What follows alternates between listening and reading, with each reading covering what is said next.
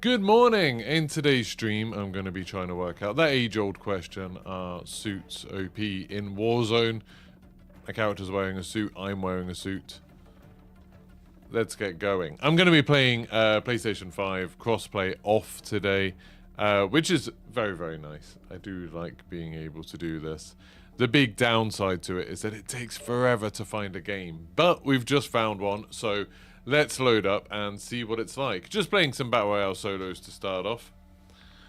We'll see how it's going. I'm not sure if anyone's going to be joining me today, or maybe we'll be sticking to solos. I'm feeling a little bit better than yesterday, which is a good thing. Might be able to concentrate a little bit more. Suits me, exactly, Milner. Playtime's over. Stand by for deployment to the Warzone. Suits me. So when I was at school, for those of you who don't live in the UK, you might not know. Kids in the UK have to wear school uniform, and our uniform was like blazer, tie, shirt, etc. And then when we got into sixth form, other colleges and stuff would let people kind of just wear what they wanted, whereas we had to wear a suit. Like I was, 16, going to do my A-levels, had to wear a suit every day. And so it's like, I feel like it's always been quite natural to me to wear a suit. I've never found it that weird, but I know some people do. Right, we're just going to drop in. We're just going to try and get in some fights, try and get stuff done quickly today. The question that's confused mankind since the dawn of time. Yeah. Do suits make you better at Warzone? I actually walked my wife to work this morning while wearing the suit, which was a stupid idea. And, like, you know when you're wearing a suit and you do something vaguely sort of strenuous, you just sort of feel really sort of too warm and uncomfortable. Had a bit of that going on today. So yeah, I'm on PlayStation, which means I'm on PlayStation controller, which I'm not the biggest fan of, but I'll make it work. I might try the Holger. Heard good things about the Holger.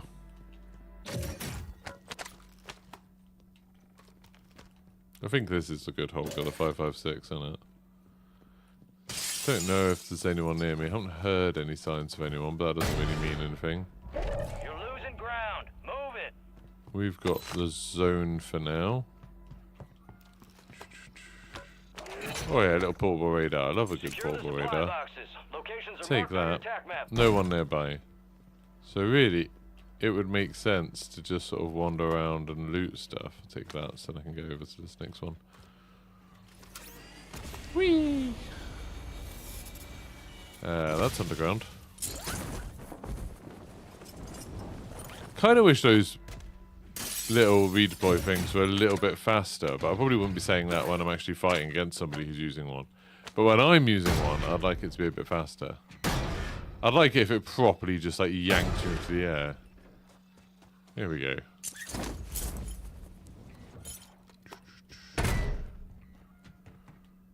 No one ever comes down here. It's not a bad place to come at the beginning of the game, I don't think, because, there's so much loot down here. Okay, here we might come across somebody. Then I'll have to remember how to use a PlayStation controller. You didn't have blazers, you had a shirt and a jumper.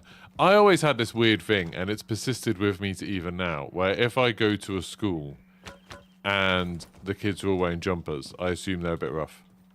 And I assume it's because where I went to school, there were lots of other schools in that area, and the ones that wore jumpers were a bit rough.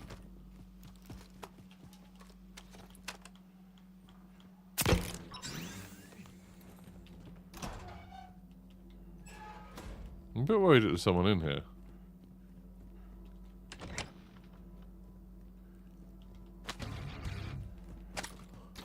You what?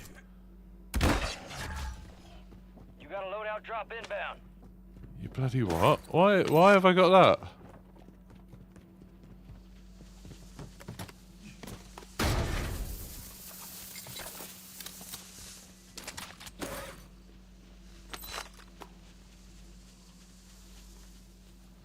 Why have I got that? This seems a bit much, doesn't it? Yeah, game, that's what I wanted to do. I didn't want to pick up the buy station. I just wanted to grab The bad gun next to my loadout gun. That's definitely it.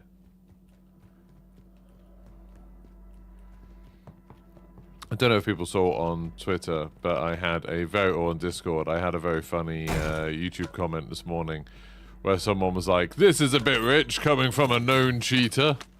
One supply box remaining. Move and secure that daggone thing. Apparently, I'm a known cheater. I'm not sure where I'm known as a cheater. I've always dreamed of the day that I'd be known as a cheater. I think there's other people in this game on there. Oh, yeah.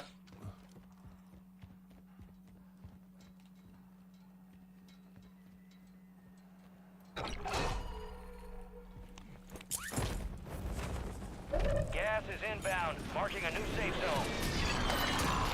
Contract complete. All supply boxes secured. Friendly buy station deployed.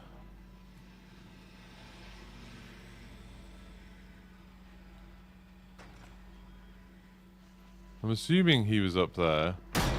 Deployable buy stations ready.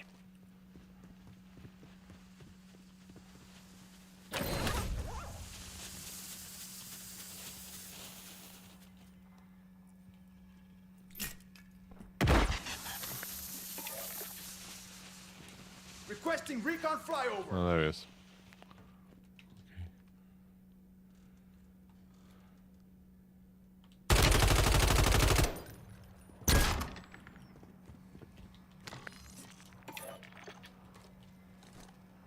Requesting close air. Target marked. Copy that. Longbow 3-1 is on. Gas is inbound.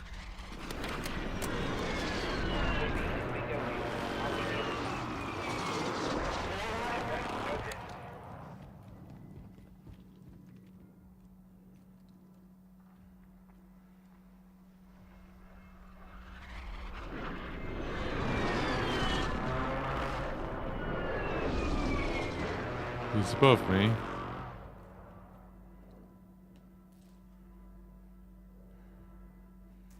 I don't think he knows where I am.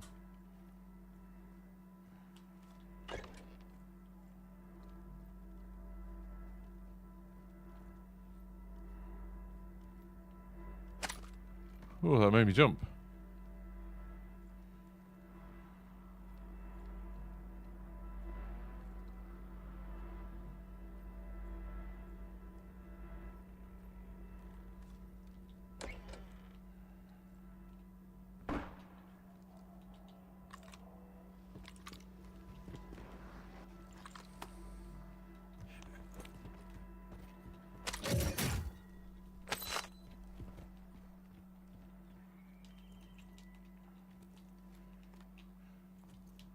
Deploying bomb drone.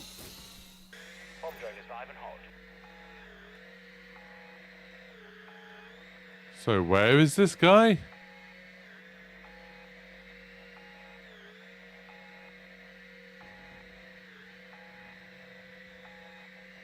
Two guys over there. Did he push over and we passed each other? I took a long while getting up to this guy and he ran. No hits on target.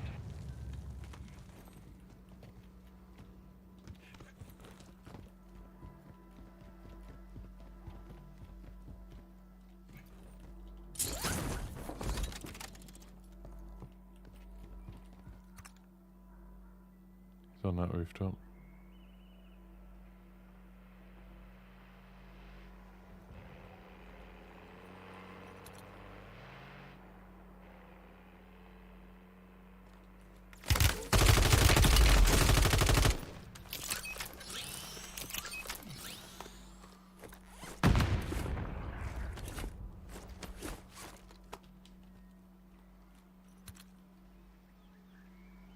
Gas is closing in. Relocating the safe zone.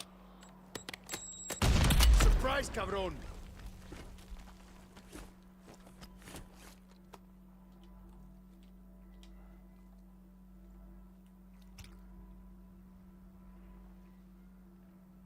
Okay, how do I play this, chat?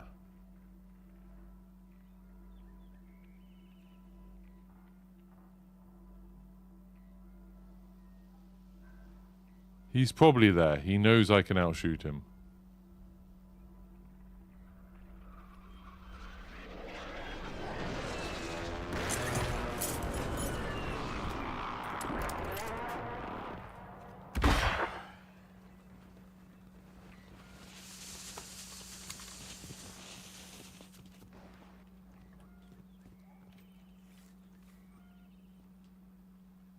And he's gone.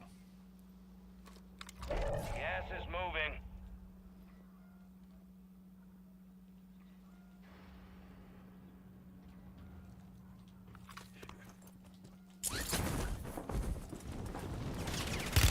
I knew this was the most obvious thing to do.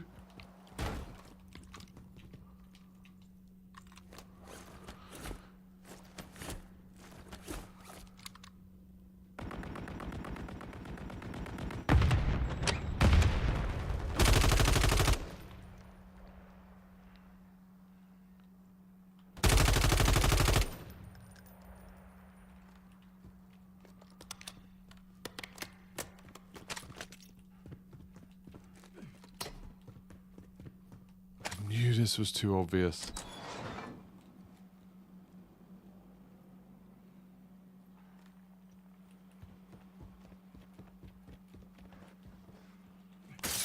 I need more plates for sure. Cluster mine is nice.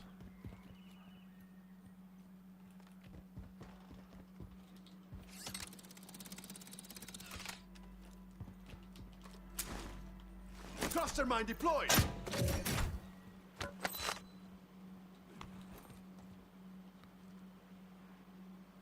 So he was definitely in there.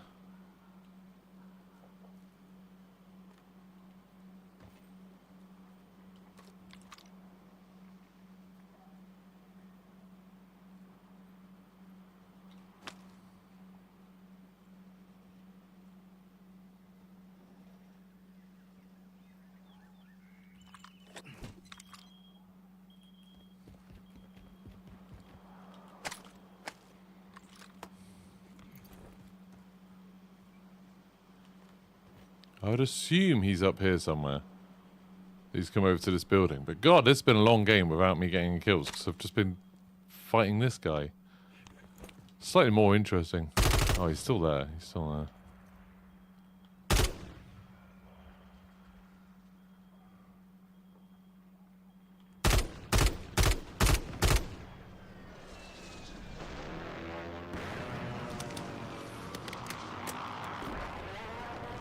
Bulletproof suit. Yep, suit is OP. I did say. Inbound. Safe zone relocated.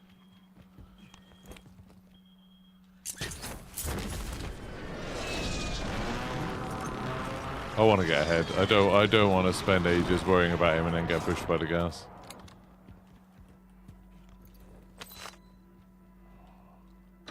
I want to get in here.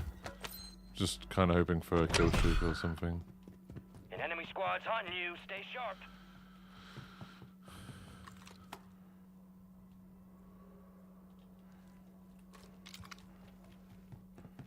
That was a very long parachuting. Oh, I didn't see him and he didn't see me. Oh, he could hear me, eh? He looked away! I had the perfect opportunity if I'd shot him. It's the gulag, and you're gonna have to fight to earn redeployment.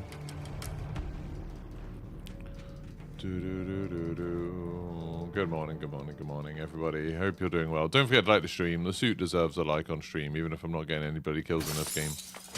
That was just my bad. I sprinted up there without thinking anyone was going to be up there. There was a guy sitting at the top of the stairs. He could hear me clear as day.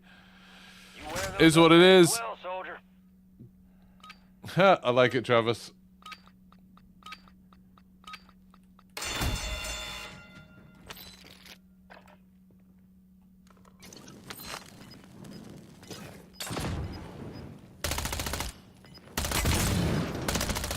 Woo! Ready up for redeployment. Pretty good. Why am I wearing a suit? Why are you wearing a suit? Or why aren't you wearing a suit? I don't know whether you're wearing a suit or not.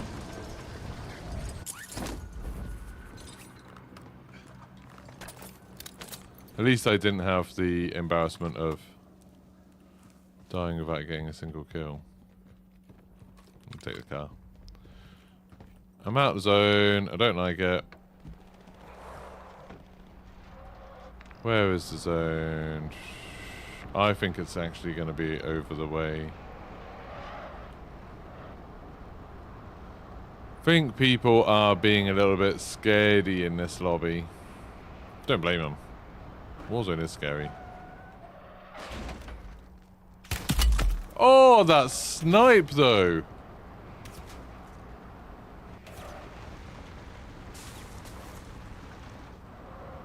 Can you imagine?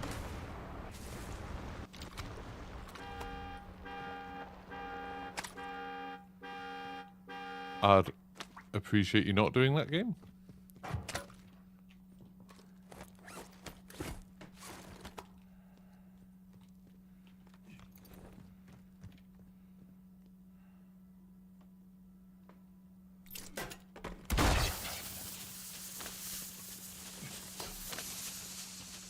Gas is moving in. New safe zone located.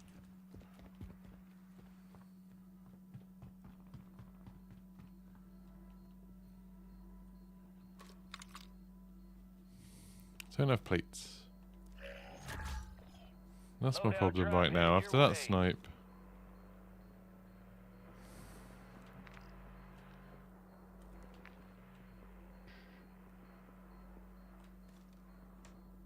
Enemy soldier incoming.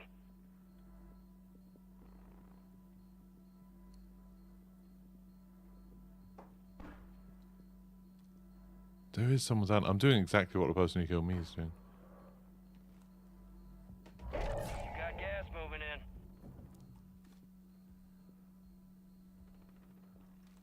Except I'm being stupider.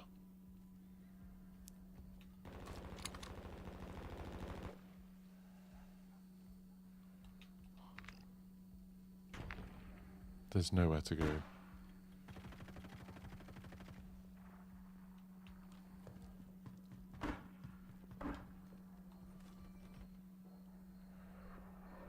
Right, there's a guy there I just saw.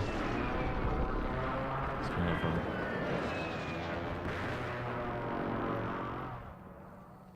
He's there.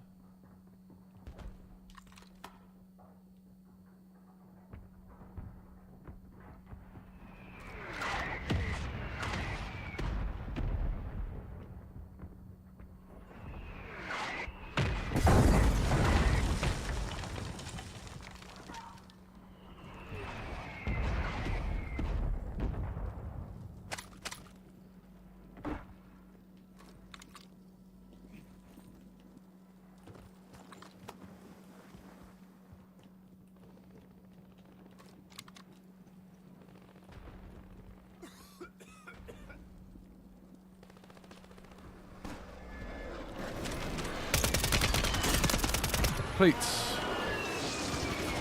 Gas is closing in. Get to the new safe zone. Plates. Now what? That was a nice little set of kills, if I do say so myself. Do I get...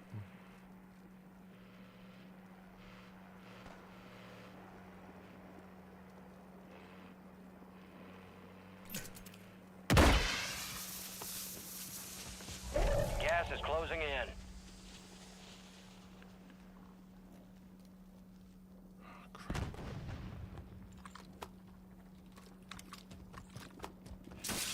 Plates, plates, plates. No.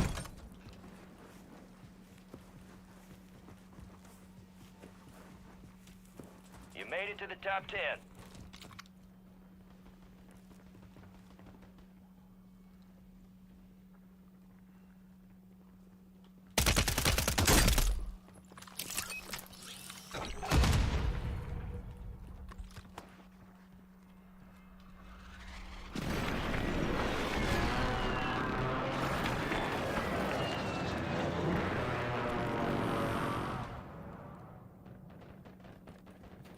Gas is moving in. New safe zone located.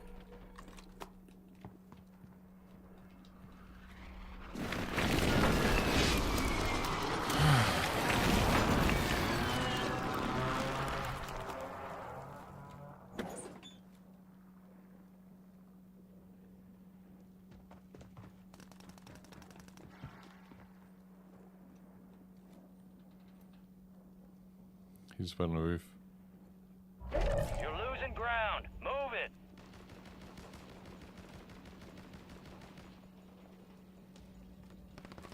You made it to the top 5.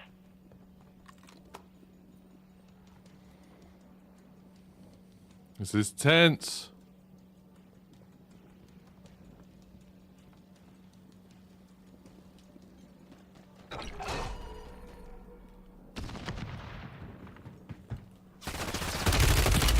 Oh, I mean, I was missing a plate and he knew where I was, I think. Yeah, he heard me. Oh, and he had trigger. Yeah, he knew me. Get back up there, yep. Completely. That was fine. I did better than I expected there. Do. That sucks, Bods. Hope you feel better. Nah, 3 kills. For the sort of game I had. Oh. You know what? It's so nice playing games where you're pretty sure no one else is cheating. It's nice. Moving in.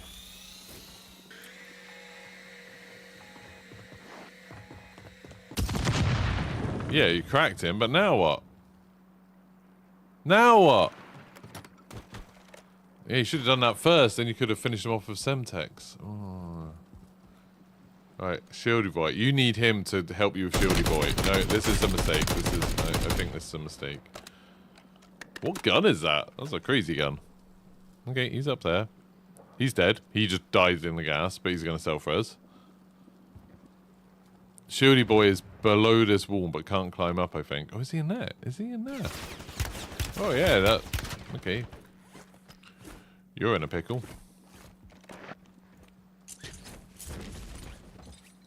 Oh, no. He thought he could get to the car, but he couldn't. Reload, maybe? Maybe reload? Maybe reload? Reload. Reload, surely. Surely. Okay, oh, you're gonna... That's a bold choice to get stuck in the same way the Shieldy Boy was. So Shieldy Boy's probably in here. Oh, that'd be good if you could jump up there. Time's almost up. There's lots of mines in there, aren't there?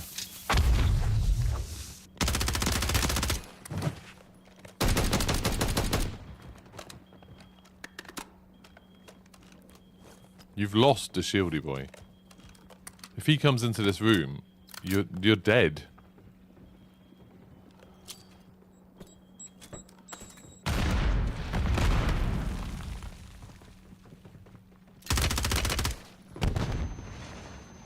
What is Shieldy Boy doing? I feel like Shieldy Boy's not very good at being a Shieldy Boy.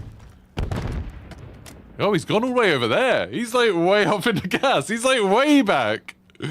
What's he doing? Is he just planning on shooting him? Has he got a durable maybe and he's just going to like stand back and then shoot this guy because he's out in the open? Because that would have been smart, but he didn't do that. Is he just going to try and outlast him? This guy looks like he's not in... Oh, okay. What? That's the Sidewinder. Weird. That was a super weird final circle, I think. Like, the Shieldy Boy was, like, doing the opposite of what Shieldy Boys normally do. Like, he was just running away the whole time. That was weird, wasn't it? Weird, weird, weird. Don't forget to like the stream. It helps out a bunch. My sponsored phone is coming today. Sometime between 11 and 12, which is exciting. The Sidewinder got a buff. Did it? I know there's a Sidewinder in that new Warhammer bundle. Can only assume they were going for a no-kill win. Well, that didn't go well for them. Maybe. Need a banana. That was a weird choice, wasn't it? Like, there seemed to be a couple of ways they could win now. The best way was what I thought they were doing, which I never would have thought of, but seemed really clever, was if they've got a durable, just go away and get a like vantage point over the final circle, and then shoot them from the gas. I haven't bought a phone, Bod. I reached out to a few companies and they have sponsored me with a phone. I don't want to show it off till I've actually got it. I'm not going to say what I'm getting. But it's a gaming phone and I'm excited about it. Because basically this phone, this is my Z Flip. I break my phone in half. It's my Z Flip. It's a great phone for normal phoning. It's not that great for gaming. The resolution's kind of crap. And I like the idea of having a phone that I can play Warzone mobile on and stream from, and still have my phone for, like, you know, stuff. What's the plan for the Warzone mobile stream? So I am in Portugal from Saturday. I'm going to Portugal on Saturday. I get back the day Warzone mobile releases.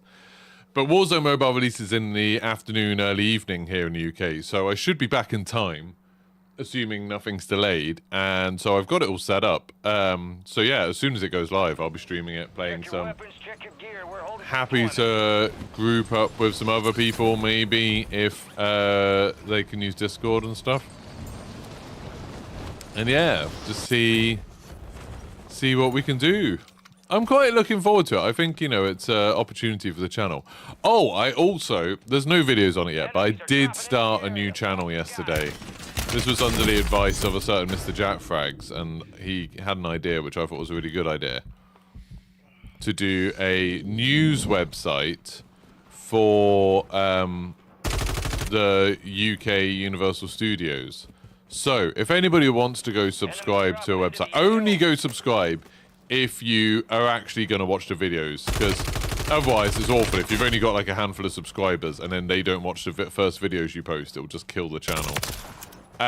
But yeah, if you want to watch videos about Universal Studios coming to the UK, just like news and updates about it, like in the whole process, can I... Yeah, there we go. That is the link for it. If anybody wants to, there's no videos up yet. I might do the first video today if I have time. I had a very nice thing happen today where I was meant to be doing some supply teaching. I was literally driving to the school, and then they ended up not needing me. They ended up cancelling last minute, but because I was already driving, they were like, the agency was like, well, we'll still pay you. You were still going. It's the school's fault. Which is really nice. So I'm essentially getting paid for a day of supply today, and I'm not doing any supply. So that's, you know, bonus. Let's get that bird spinning. Finish up. We're airborne. Yeah, Flynn, so it's still a bit up in the air, but basically Universal Studios have registered Universal Great Britain and some other things. And they've bought a load of land near Bedford. Quite a big plot of land, to be honest. So they've said this year they're going to do all the planning stuff and decide whether or not they're definitely going to go ahead with it.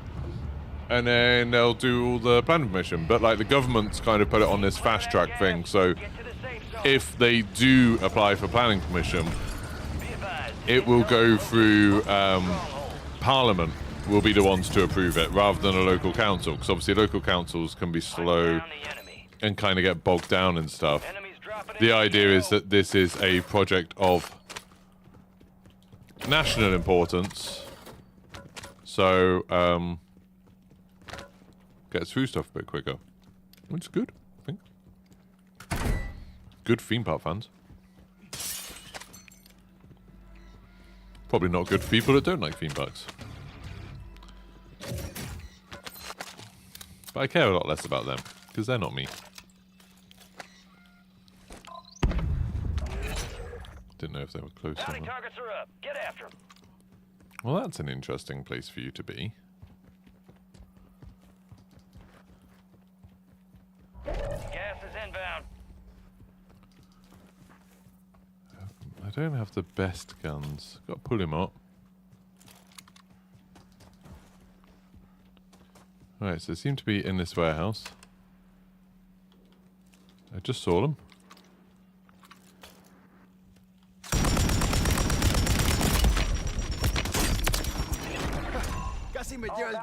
Godzilla's? Hell of a job. Oh no, I killed Godzilla's. God, I missed a lot of shots then. That was scary. You, sir, should be embarrassed. But I did get him, and now I can look for a buy. Buy station marked. I'm just going to run to him, I'm not going to fly.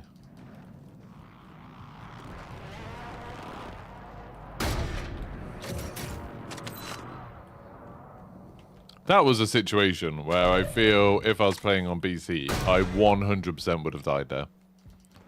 Because that guy wouldn't have missed. It was only because he missed a load of shots that I won that. Have I used a new sword in Warzone? No, I haven't.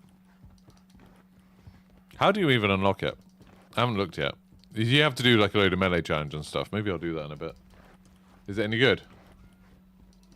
Makes up for my toilet fiasco yesterday. Actually, yeah, it is about the same amount of money. That's true. Kind of pays for that, which is nice. It does feel like I've just been, you know, I essentially have just got an extra thing. You know, I don't really mind. I had to wake up really early for the, had to wake up really early to get going because the school wanted me there crazy early. It was one of these annoying things. It's something that happens a lot in teaching. I'm not sure how much it happens in other jobs because I haven't really done many other jobs, but maybe you lot will be able to enlighten me. Where the schools have a tendency to do things where it's like, okay, we're going to pay you from this time to this time. And then they're like, but we do want you to get in 20 minutes early to, like, you know, set up and so we can talk to you and get ready and everything. And then, like, this school were like, and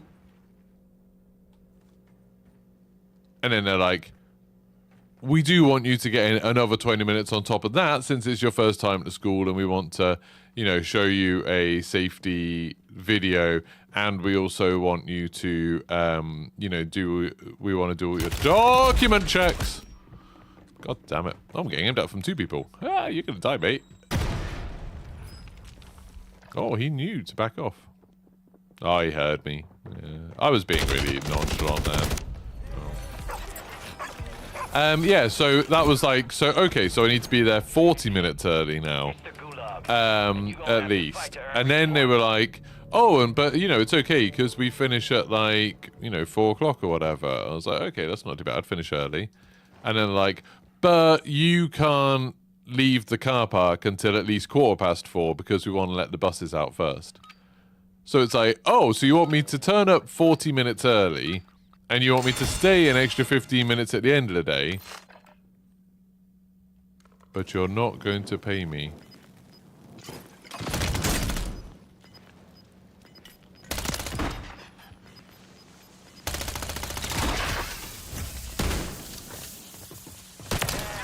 Woo! Well-earned redeployment, soldier. Stand by. Yeah. Backside is secure. All clear. It's crazy, isn't it? Like, it's just a crazy thing. And they're like, you know, the agencies pay you by the day, so you can't be like, oh, well, you know, I'm going to add that to my hourly rate, because that's not how it works. But it's an annoying principle. I'm going to try sniping. Don't have any sniper ammo, though.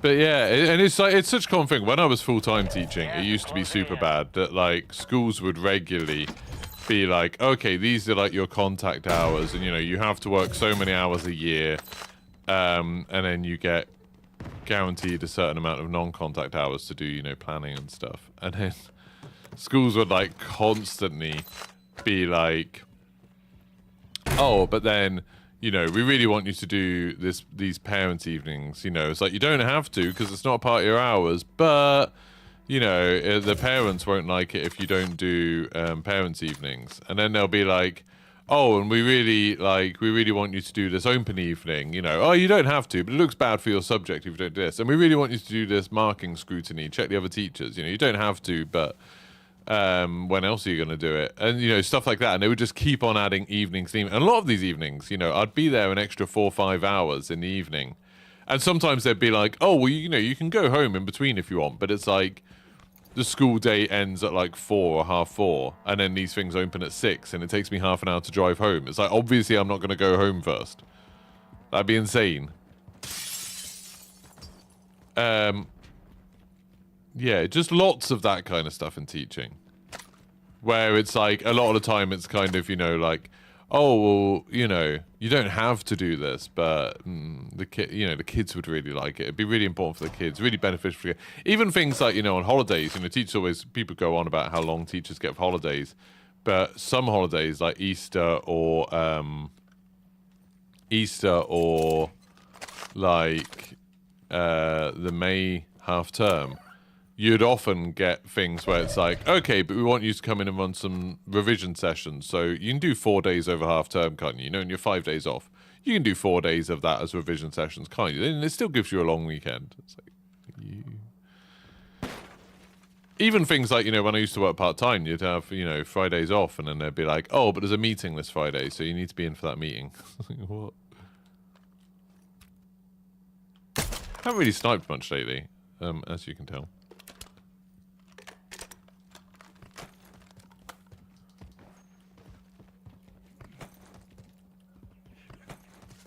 I don't really know where anybody is. I'll grab this so I can find out, but... yeah, Bounty targets marked. Kill them all. Good shot. Oh, crap. Gas is closing in. Relocating the safe zone. Requesting fire mission. Target Gas marked. drop is en route. Solid copy. Mortar strike on the way.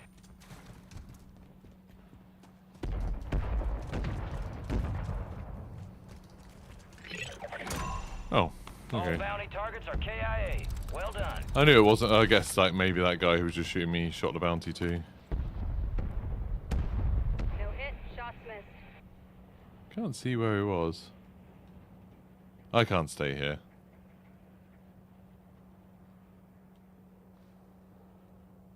Have you ever had people find me on YouTube and message me in chat?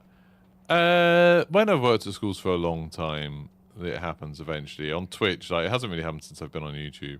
I just ban them. If like they do anything that identifies them as those people, I have to report it, like, to the safeguarding things, and then just Gas is moving. I just immediately ban them. Ones who have been very persistent about it, I've threatened to go to the police before. I actually got in trouble for threatening to go to the police. Someone was like, "Oh, that's not, you know, they're just messing around." And it's like, yeah, but this is my private life. It's like, they're essentially stalking.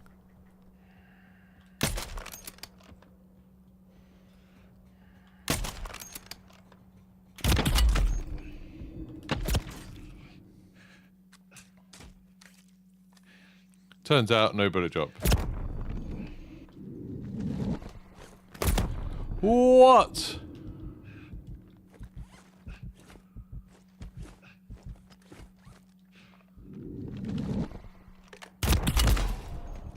I thought you couldn't shoot through that glass. Head up. Return to base for debrief. Oh, somebody else as well. I 100% thought you couldn't shoot through that. I was absolutely certain that you can shoot through that. That's why I just stood up looking through it. I swear I've shot people. I've been on the other side of that, and I've shot people, and it hasn't done any damage. Bloody hell! Oh, I feel silly now. Embarrassing. No, now these two are fighting.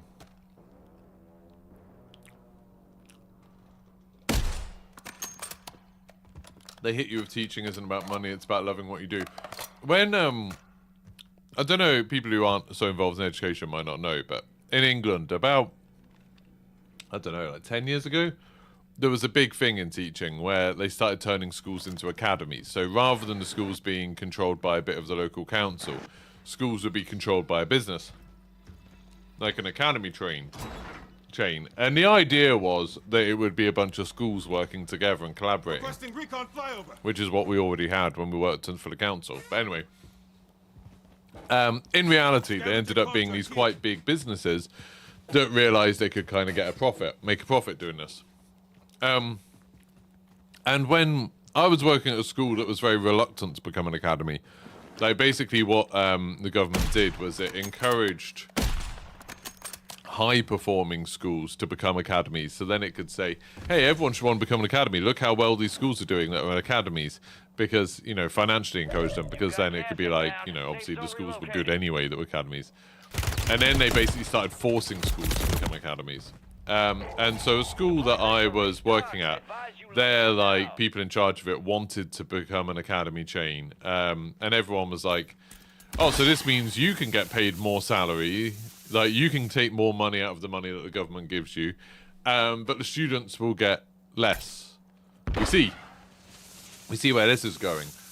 Thank you, Mad Jock, for renewing your membership. Appreciate that. And anyway, yeah, we were very angry, and it was a big sort of town hall meeting type thing with a load of teachers. And somebody there was like, somebody who was in charge who wanted us to become an academy was talking about, you know, money and the fact that, you know, the school was struggling for money, and we would, you know, maybe there'd be redundancies, and they were like, you know, like, we know you're all here really for the paycheck. You know, that's why you come to work every day. And that, it's one of those weird things where it's like, technically it's true. Like, we wouldn't teach if it wasn't for the money. But also, on the other hand, you don't go into teaching to get rich. You know, you don't go into teaching because the money's good. The money's not good compared to other professions that require a postgraduate qualification, you know, that need you to get a degree and then get another qualification. Teaching's pretty low down on a list of things. Most people who are teachers, you know, bear in mind in a school, you've got people with maths degrees, history degrees, English degrees, you know, art and design degrees, science degrees. You've got a lot of expertise in there, and they're getting paid, you know, kind of the same amount of money as what someone who runs a shop would get. And so it was like this weird thing of like, yeah, we want some money, you know, so we can live, but it's like, it's also something where you want to do right by the kids. And then ever since that happened, ever since that meeting happened, it was kind of used against us, where they were like, oh, well, you know, you should be willing to do this unpaid because you said you were doing this for the kids. And it's like, oh.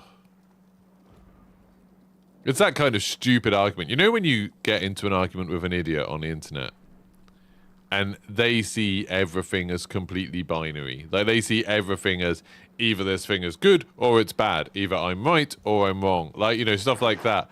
And it's like, obviously, very few things actually work like that. There's shades of grey. There's ambiguity. Well,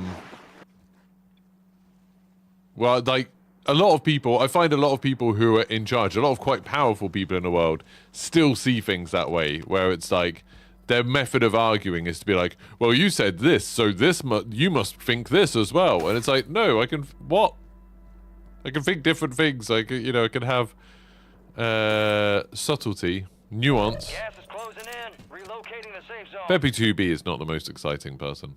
Everyone's using this skin, aren't they? I see this so much now, the one that you get from the event. Imagine if that were the other way around, the police would be involved. So you don't see why it'd be appropriate to mention police when it comes to you. But it's more just like, the reason I mention, I'm always like, you know, and it's not an empty threat. I'd be happy to go to the police if a kid was trying to follow me around the internet. Is that it's not something that schools are ever going to deal with. You know, schools will say, oh, that's inappropriate, but it's not going to stop them. Luckily, it's never really been a problem. That one kid who it was becoming a problem stopped after I threatened to contact the police about it. But I was just like, it's my own time, it's my own private life. Well, not even private life, it's just my own life outside of school.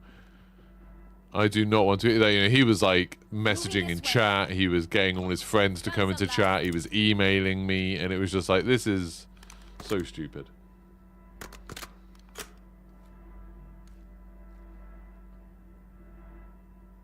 Without holidays, teacher pay looks even worse than it is. Yeah, I mean, I think teacher pay in general is okay. I think teacher working conditions are bad. I think, like, it's just a kind of, they've pushed how much they can get teachers to do until it's literally impossible to do anymore, rather than trying to find a balance where teachers are effective at what they're doing. So, you know, most teachers that I know have too many classes and too many contact hours, too many extra things to do, you know, like marking reports, you know, all that sort of thing, planning, talking to parents, all of that kind of thing, where everyone's kind of treading water. Everyone's just trying as desperately as they can to keep on top of it without the cracks showing too much. And that's why teachers get burnt out. It's why, you know, in the first 5 years, over half of teachers who are qualified quit. Because it's not sustainable. Like, you're constantly exhausted all the time. And then bear in mind, when you're teaching a lesson, on a normal day, you'll be teaching 4 or 5 lessons. That's 4 or 5 hour-long presentations to a group of 30 children who possibly don't really want to be there. Like, that's... oh, this guy's got a bit of a pickle. There's someone above him. Yeah, I think going out now is a good idea. You know, like, that's an exhausting thing to do. When you've not just got those presentations, you've also got to plan all of those presentations every day based on marking and grading and sort of learning, you know, knowing your subjects and stuff like that. It's an insane amount of work, and it's just this perpetual cycle where you're constantly, you know, you've got lessons to plan for tomorrow, you've got to teach the lessons that you're doing today, and you've got to mark the work from yesterday as well as the homework, and then you've got to, you know, do all of the nonsense paperwork that goes along with it as well. It's brutal, like really, really brutal. And it's like, if they wanted to make teachers better, I don't think they need to increase the pay for teachers. They just need to make it so each teacher has less classes. Like right now, a normal teacher will teach, I think it's 22 hours a week. So 22 hours of presentations and, you know, whatever you want to, however you want to see it. That's 22 hours of just teaching time. If they cut that down to like 15 hours of teaching time, which obviously means they'd have to hire more teachers, it would be a much, much more manageable profession. If you had to do 15 hours a week, so you know you were doing on average 3 hours a day, then you would have time within the day to do your marking and do your planning and everything. Teachers wouldn't be exhausted, so they'd be in a better mood. They'd be able to cope with things a bit better. They'd be able to cope with sometimes doing extra things a lot better. It'd be so much better, but obviously it'd be a lot more expensive because you need more teachers. You can't reduce the number of kids. Hey, Sinister. I am known cheater. The suit is, yeah, as Barry said earlier, the suit is for my appearance in front of the judge of, what's the Court of Public Judgment, to defend my case against my cheating. I mean, so far I've had a 3-kill game and a 2-kill game this morning. Cheats aren't working so well. I am also on PlayStation for cross-playoff, though. As a student, you never really wanted to be there. It's like, you know, the whole, you know, there's the whole saying of like youth is wasted on the young. It's so true. It's so true. All of the things that you like get to do when you're a kid, you don't appreciate because you're a kid. Like now, if I went to school, I would like to think, and it's probably not true, I'd probably get tired and bored and stuff. I would like to think, if I was a kid now, I would be trying so hard to get the best, you know, I would want to get the top grades in every subject. I would want to take every opportunity to learn stuff, every opportunity to try new things like sports and musical instruments and stuff. Everything where they were like, hey, you could have a go at this if you want. I'd be like, yes, absolutely. I am going to like try my best and learn this and have a go at it. Every exam I would be like, I am going to get 100% on every single one of these tests. I am going to learn to get really good at every subject. I would just be like, I'd care so much about having that opportunity. And when you're a kid, you're just like, they're making me be here, I don't care.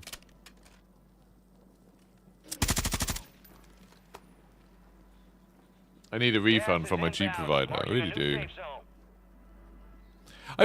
That guy who on YouTube who said that I was I'm known to be a cheater. It's like, what circles is he in? Because I assume to say something like that, you must have had someone else say that I was a cheater, which is very flattering that anyone's even spoken about me.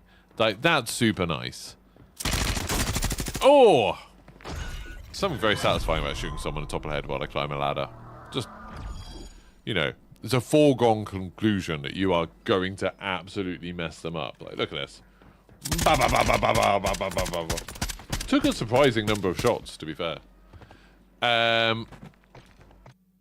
But yeah, like, it implies that someone was talking about me, which is quite flattering. Normally, I assume people don't know who I am.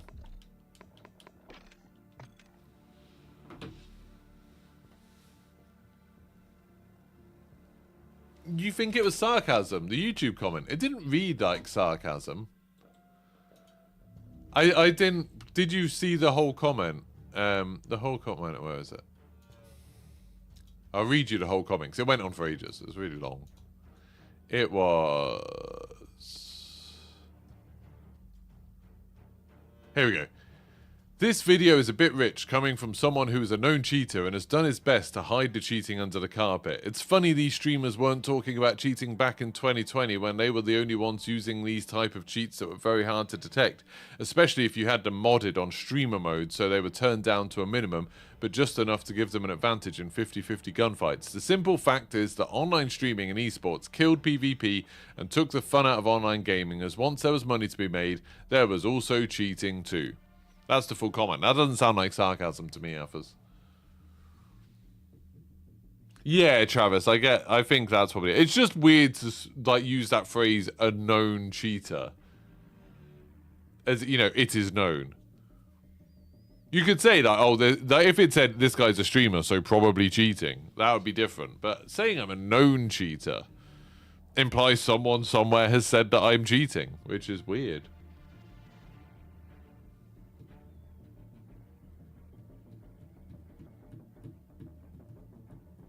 Cross-play off on PlayStation 5 is the best way to play. Yeah, it's like... I mean, I'm not doing particularly well in these games, but it's just like... I don't know, every fight seems a bit better.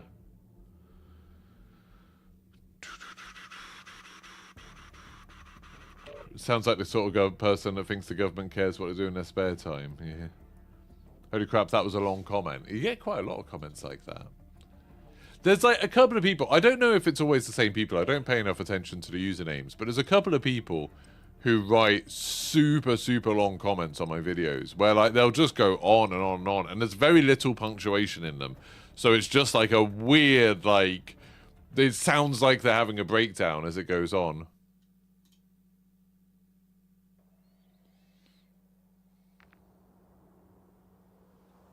I'm just trying to see if I'm finding examples on this video.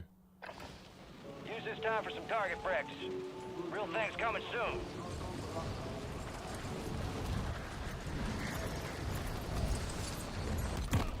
This is quite a long one. PvP as we know it is coming to an end. I've never seen so many accusations in my life until recent, and the thing I get is why it's like this. Most lower skill players hardly see hackers, but we'll call most higher skill players hackers because they're in protected brackets and they've gotten used to playing against other bots. Most higher skilled players are stuck with the actual hackers and tend to be streaming, and that triggers the all the streaming and hacking witch hunt we have today. The problem at hand is exactly what you've covered in this video. No one can tell the difference between skill or hacks due to the subtle DMA hacks that people use now that are less rage hacky and more resembling that of a skilled player. It's a tough place to be in, as it's exhausting seeing so many nice hacks clearly using soft aim type comments. We need to go back to zero skill-based matchmaking once they learn to detect these DMA hacks. I mean, that's a long comment where someone's clearly misunderstood bits of the video. You know, the whole point is that some of these hacks won't... It's not like they're going to be detected. It's just like they can't be detected. And they just write a lot. They just go on. I don't mind all engagement, innit? I like people thinking about what I've been. It does annoy me that a lot of people write really long comments and, like, haven't watched the video. And it's kind of like, why didn't you watch the video before you commented? It seems very, very, very odd.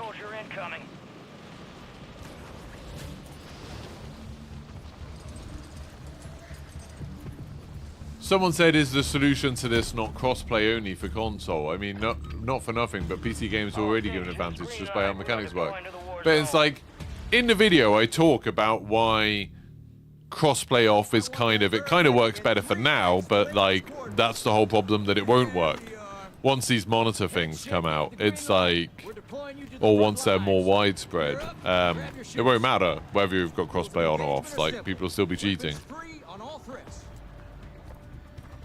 And it's just like, you know, they're not being rude or anything. It's just kind of, if you're going to comment on a video, watch the damn video. Why don't these people make a YouTube channel and rant about it there or something? Oh, they do. There's so many. I've fallen into this rabbit hole before. There's so many YouTube channels that are just people ranting. Just talking about something they're unhappy about, and they get like 1 view or no views. Or, you know, sometimes they get up to 5 views. And they... I don't really want that. Is there anyone next to me? I hope not, because I don't have any bloody armor. Yeah, they don't get many views at all. And they'll have a channel full of these rants where it's just them talking to a camera, normally, you know, like a crappy laptop camera or something. And I just go, and I see it, I find them, because I sometimes, the people who comment on my video, I'm like, oh, let's have a look at like their profile, their channel, you know, especially if someone's been rude to me. I'm always a bit like vindictive like that. And yeah, a lot of time you find that these people who do leave comments like this do make their own videos. And so they're often the people who, like, sometimes they'll leave a comment and they'll be like, oh, this guy's trash, he doesn't know what he's talking about. I just did a video where, or on my stream, I do this, you know. It's like, they just think that's a good way to advertise their stream, is to insult me on my one. And then try and encourage people to click on theirs. I assume no one has ever clicked on one of those links ever, you know, like actually to go watch it. I mean, they get an extra view from me.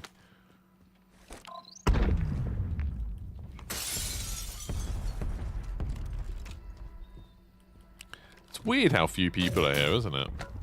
Oh, it's a UAV. Perfect. Requesting recon flyover. There we go. There's someone there.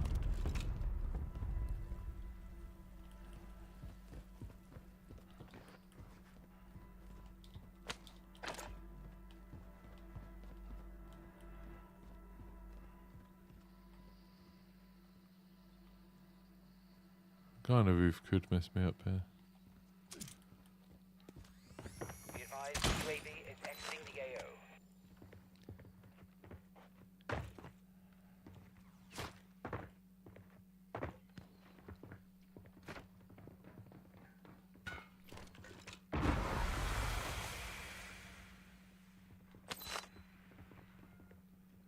What's going on?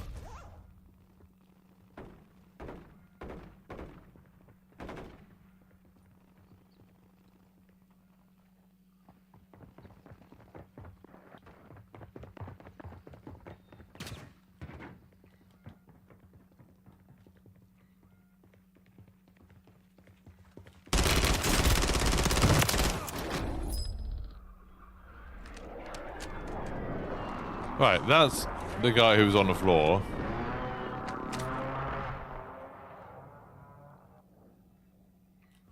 Now for the guy on the roof. That's what I wanted. Your objective's simple. Eliminate all bounty targets.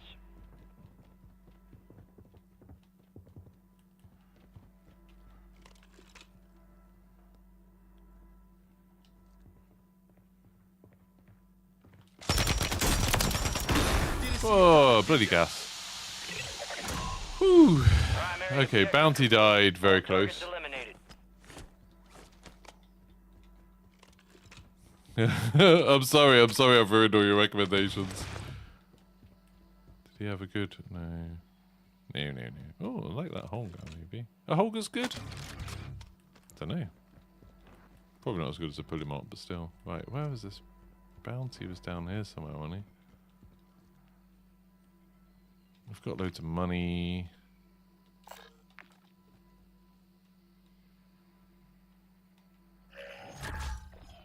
Loadout drop headed your way. Oh, I'm going over this way. I don't want to go to the public loadout. In solos especially, Gas is people are... closing in. Relocating the safe zone. I'm a bit worried about how that bounty died, because he was like here, basically.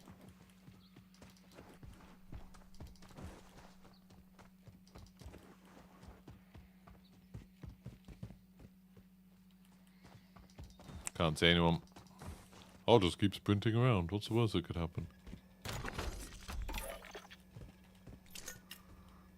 Oh, I do have enough money for UAV. Perfect. You got a loadout drop Oh, I didn't for some inbound. reason. There we go, nice. We're all good. Yeah, I'm gonna go try sniping again.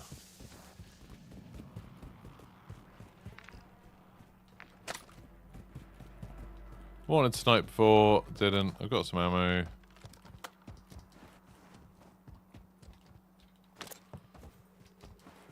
Give someone a fight of their life. UAV is exiting Whoop! the AO. Let's go. You Where am I got going? gas moving in. Yeah, in the middle somewhere. Cliffs, maybe.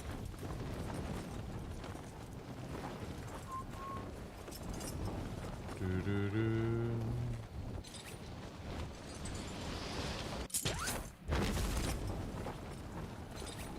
Can you remember when at like people who are my age or older will know this, I think. When you're like a kid. Hello. When you're a kid, other kids brag about doing drugs and stuff. And they're lying, you know, when you're really young. Most of the time. Just lying. They're just making it up. They don't understand, you know. They're like this kid in chat where he's like, I'm going to do so many drugs. You know, it's just like they've seen Fear and Loathing in Las Vegas and they think it's the coolest thing ever. Or God help them, Requiem for a Dream, and they think it was the coolest thing ever. And then you get a little bit older and it's like, you know, you're a teenager and there's kids who, you know, are doing drugs and they do seem kind of cool. You know, they're the edgy ones. They're the ones who don't abide by the rules. They're the ones who don't care. And you're like, oh yeah, I'm not as cool as them. They deserve my respect. And then you get a little bit older, you get to like university, and it just becomes like a normal thing. It's like, oh, okay, there's some people that do that kind of thing. There's some people that don't. You get quite liberal about it. You don't really think they're cool anymore. You're just like, yeah, you do you. Who cares? And then you get a little bit older, and you're like, you're like bragging about it. That's weird. Like, so when you like go out or even stay in, you need to do that to have a good time. Like, that's a bit sad. That's a bit worrying. And then you get like, I feel like you get past that and you get to the age that I'm at now, sort of in your late 30s, where it's like, that's just really cringe and embarrassing. You know, I'm just like, sometimes, you know, obviously you could feel sorry for someone, but most of the time it's just like, it's like someone, you know, it's like if you meet an adult and they're like, say they're really into Power Rangers. You're like, good for you, but also quite embarrassing.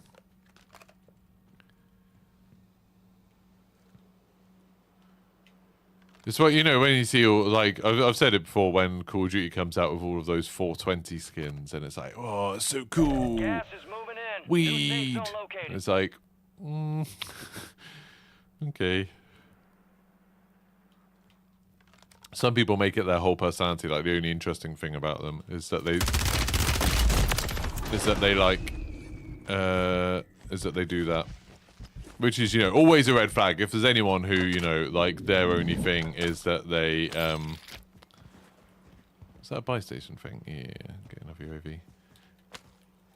If their only thing is that they, you know, do that, or Friendly buy station they, inbound. Location marked. their only thing is that they drink, or their only thing is that, you know, they drink coffee, it's becomes very, Friendly buy station is ready. very, what's the word? Yeah, cringy. Cringe is like one of those words that the younger generations have kind of established that I really like. I literally couldn't see that guy. Moving.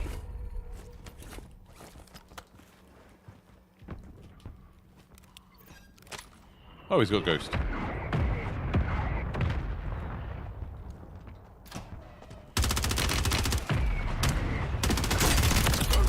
You're one of those people who moves around a lot, but you're not actually very good. I thought I was about to get hit on the head by a mortar then. That would have been quite funny. Oh yeah, stealth plate. That's what you were doing. God damn you. UAV is bingo fuel. That was funny. RTB at this time. You know, you get people who like just jump around a lot, and it's like, you're not actually very good at this, though, are you? I don't have Be enough money for advised, that. an enemy squad is tracking your Yeah, location. yeah, track me who you want. I'm out of here.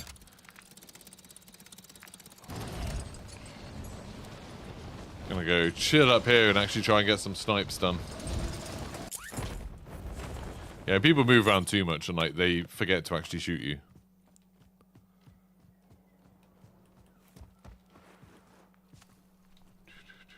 He has ants in his pants. Yeah, bless him.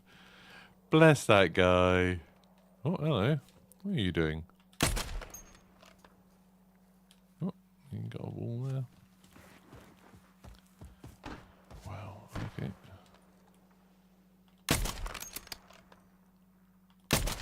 Man, I need to learn how to snipe again. Can pull your parachute? Yep.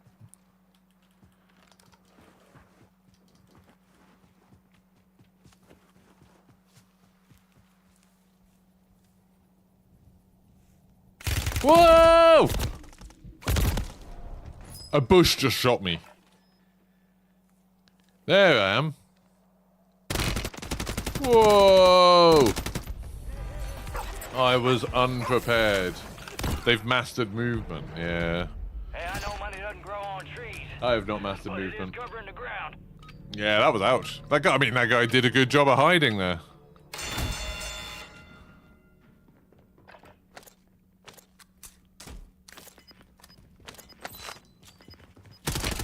Woo! That's only a rope. A well-earned redeployment. Bye-bye, white shark. Got some money. Bum, bum, bum. Right, where can I go to now? I don't want to go back there because I died. Gas The is player inbound. seems like a good Marking shout. new safe zone. It was a very hostile bush. As far as shrubberies go, is that someone shooting from the hillside? Bye-bye. That could make Deployed this. buy stations Oh, in the buy area. stations. Yes. Yes.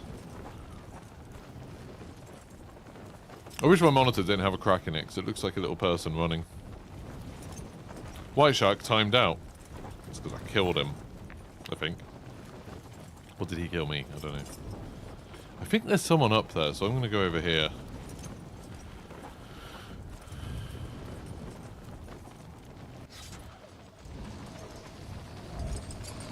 Is it behind here? Even better. I hit a tree. I hit a tree, and even worse, both my feet have gone to sleep at the same time.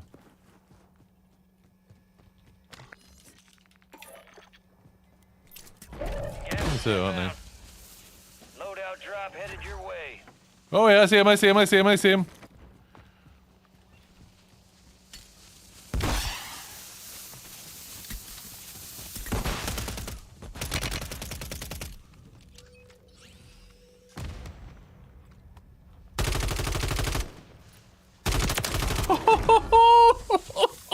That was a good little fight. I enjoyed that. I enjoyed that a lot. Oh dear. No bump.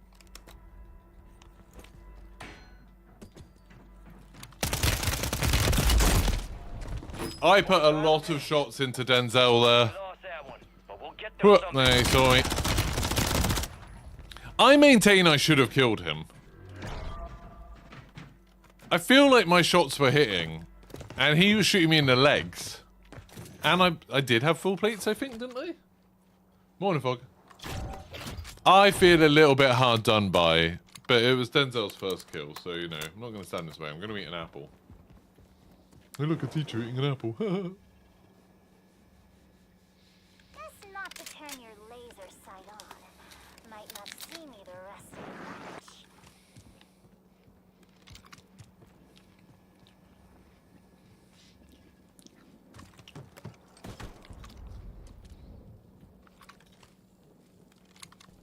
That guy can get in the bin.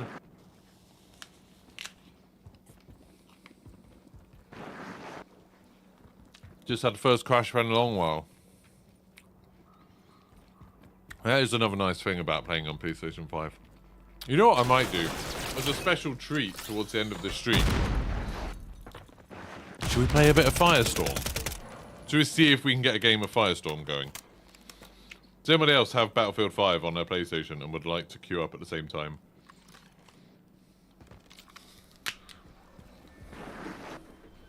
You've got gas inbound. Safe zone relocated. I feel like I'm unlikely to get the game working until, you know, when it's not peak time, but I can try.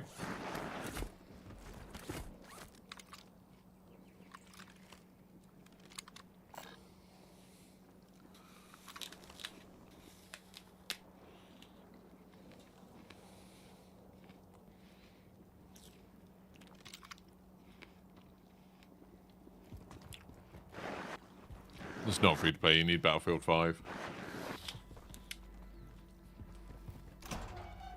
Yeah, Dave, I thought about, not really reviews, but like vlogs. We watch a lot of vlogs, people going to theme parks. I tried recording one once when I was at Toverland last year. Like I took my camera and stuff, started talking to it, and I just felt super awkward. Standing around in public, filming yourself talking. I haven't got over that thing yet. When I was at COD Next in LA last year, I wanted to record some bits to camera when I was like in, you know, the big room that they set up for us. And like,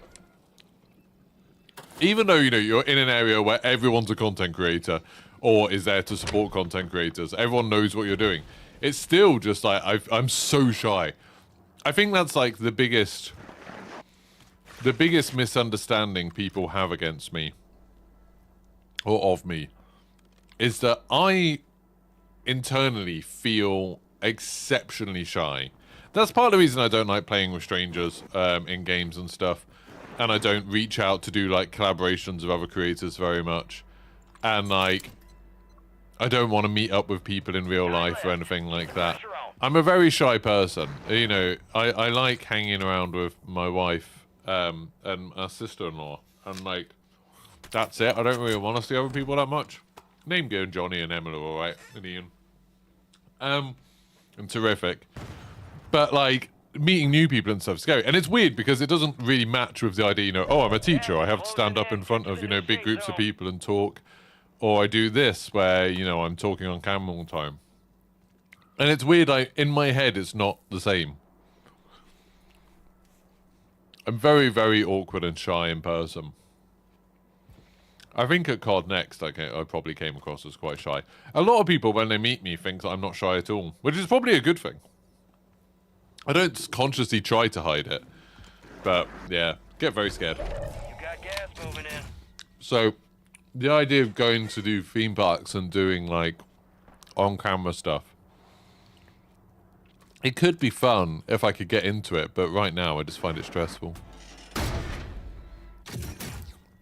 It also, I would want to do it well, and I feel like you need a certain level of equipment that I don't have for that sort of thing. Like, you need some sort of clip-on mics that work well, even if it's windy. You need a decent camera that you can hold steady with a wide enough lens so you can sort of get stuff in a shot and yourself in shot and things. And then you need, you know, all the spare batteries and carrying stuff, and I don't really have that kind of stuff.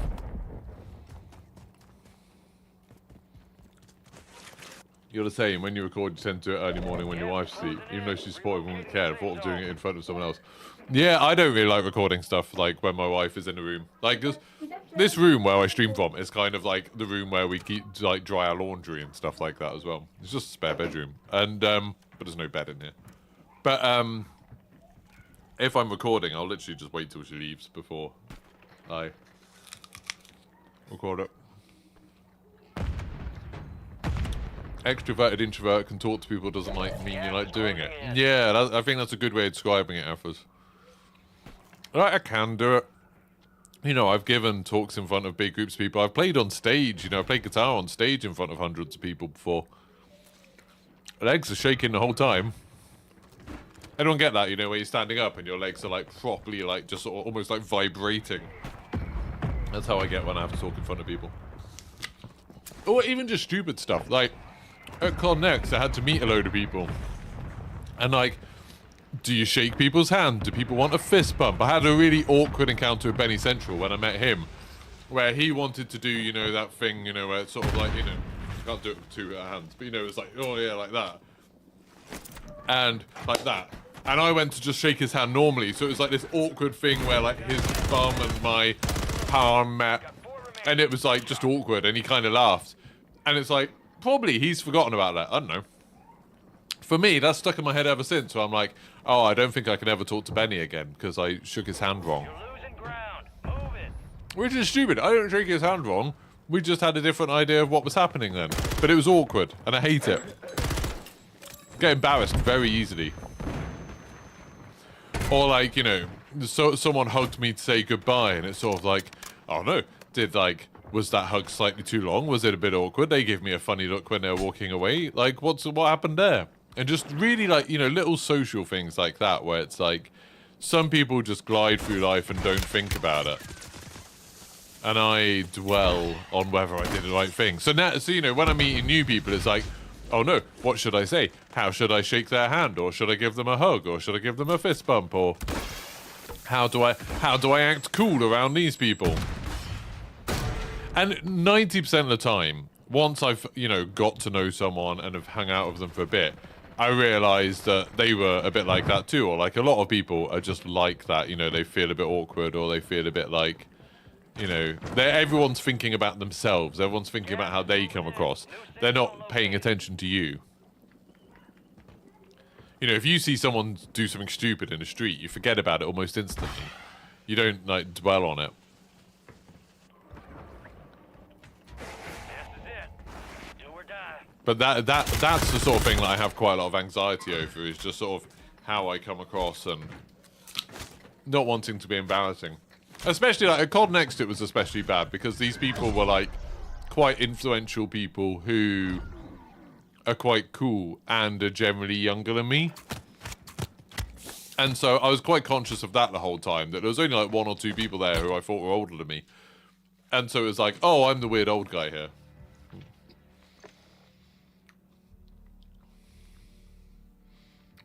I like working by myself, others. Am I going to a wedding? Is that a proposal, Galloway? It's a very weird proposal. Are you going to a wedding? Would you like to? But no.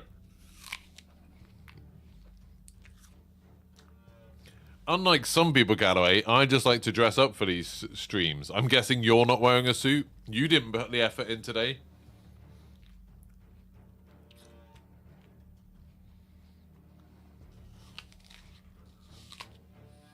How rude.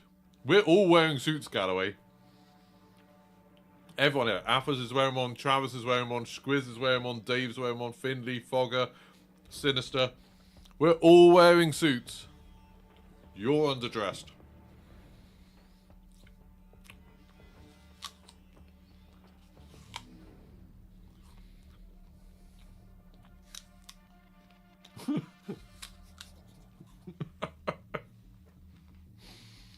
Classy.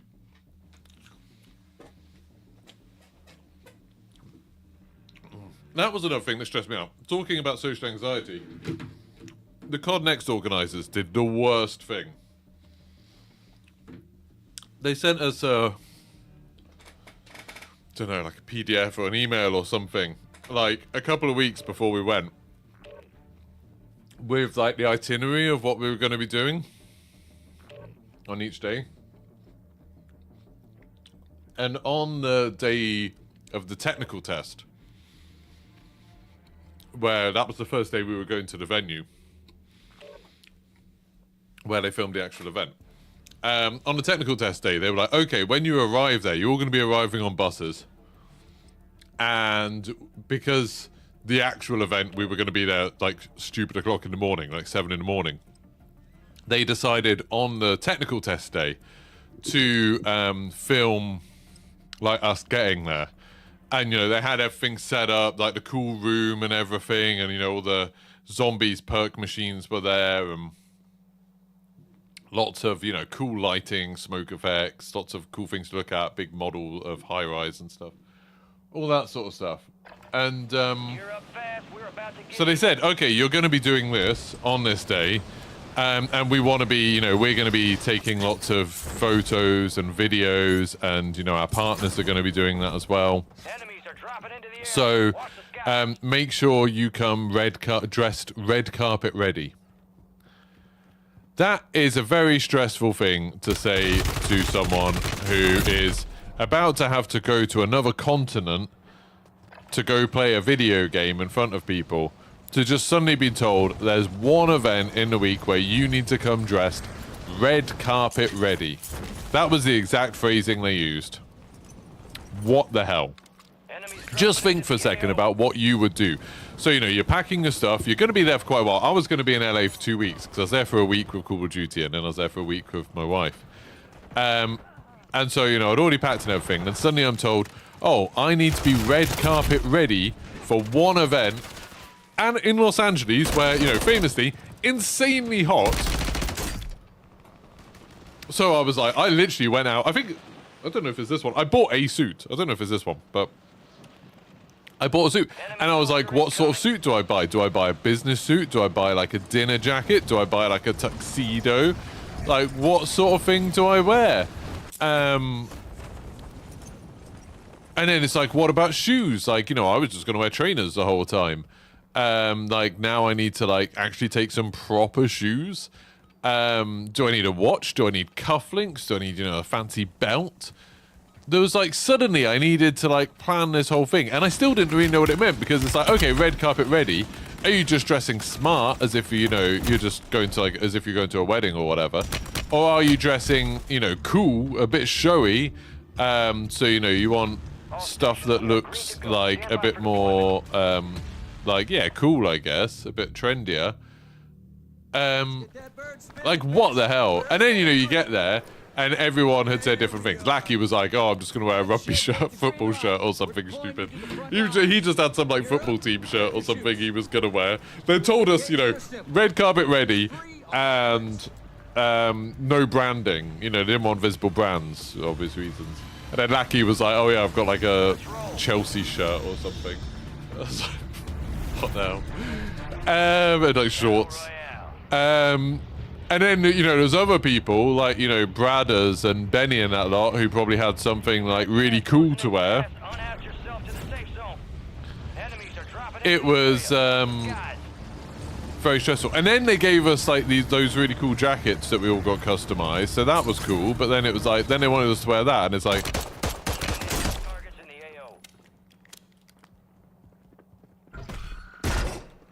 Heads up, an enemy squad marked you as a bounty target. Oh, I thought he went back. I didn't realize he dropped down under the stairs. Oh, I thought he went back. Oh, that was my bad. Training camp. It's the gulag. Do, do, And you're gonna have to fight to earn redeployment.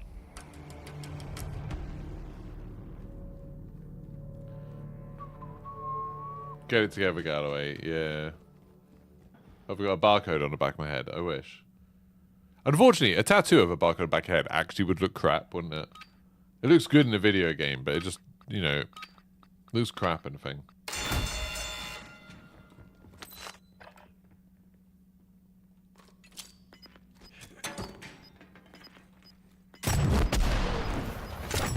Oh, he just hit me with it! Well, I cracked him, but wasn't enough. How much damage did I do to these two people? Return to base. 420 damage between the two of them. Failure ain't fatal. It's just an opportunity to do better.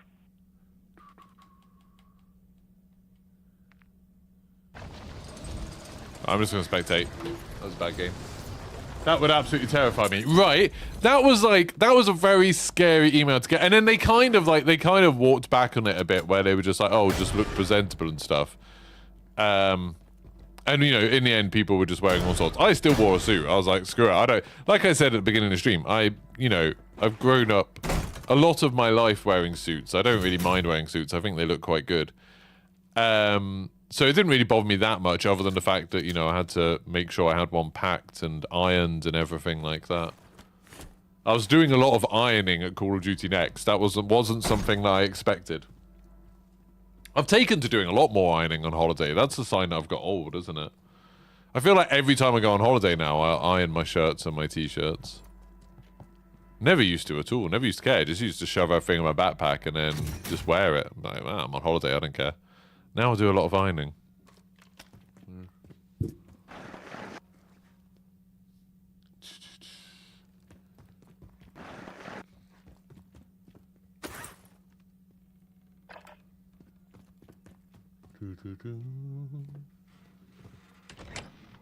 Why so smart, Danivo? We're all so smart. Except for you and Galloway.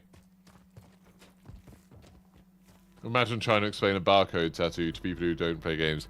It's weird. If I saw someone with a barcode tattoo, like a skinhead with a barcode tattoo, even knowing about Hitman, I still think my brain would immediately go to them. They're like some sort of right-wing, you know, they're some sort of like fascist person.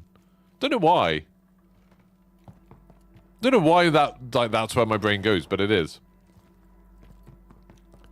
It's one thing that I've always been eternally grateful for ever since I started balding and I decided to shave my head, is that somehow I think I get away with shaving my head and not looking like a Nazi. I don't know why. I don't know what it is about me, but I just don't have that kind of fascist look about me. Even though I'm wearing a suit and have a shaved head. Got kind eyes.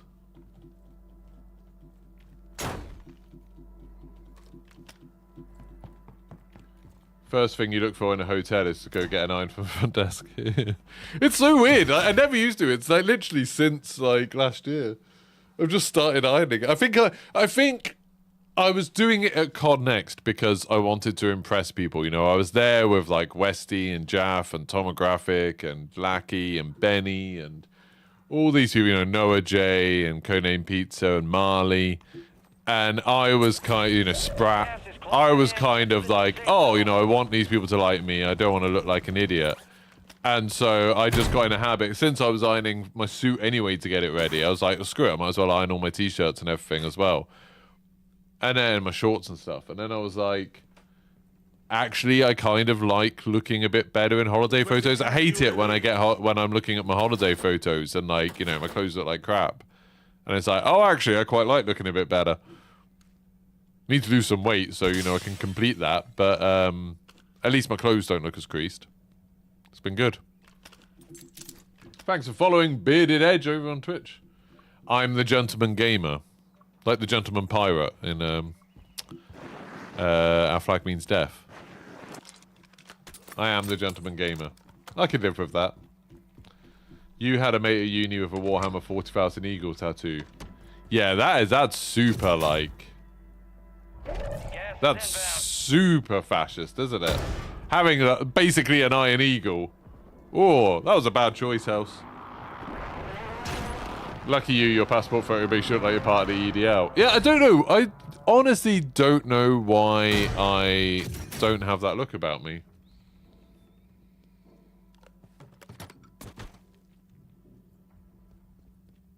They could also be a crypto bro. Oh, what with a thing? I feel like a crypto bro is more likely to have like a QR code on their head. That to me would be like, oh, crypto. Crypto weirdo. How tall am I? 6'3". So, tallish. I'm tall enough to the point where I'm regularly the tallest person in a group.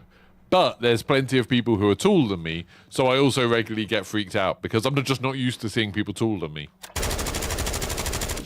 I'm just like, ugh.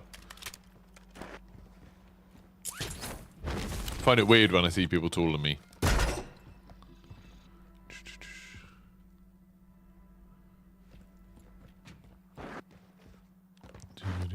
I also have the advantage of knowing that I'm truly 6'3". There's some people who say they're 6'4" or 5, but or even say they're 6'3", but it's their hair, and because I don't have any hair, 6'3" is like my actual height.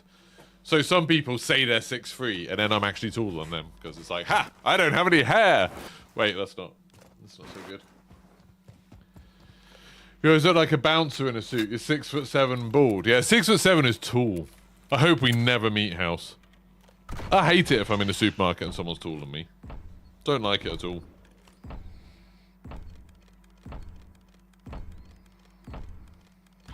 So just checking on my delivery. 11 stops away.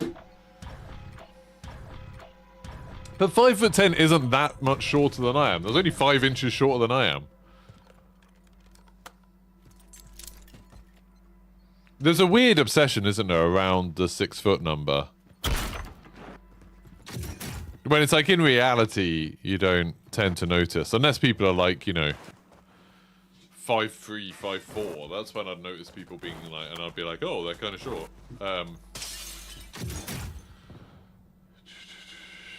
You ain't messing with 6'3". I do have the I think that's why I've literally in my life, I've never been in a fight. Not once. And a big part of that, I think, is that people don't really, like, strangers don't really give me grief because, you know, I look a lot scarier than I really am.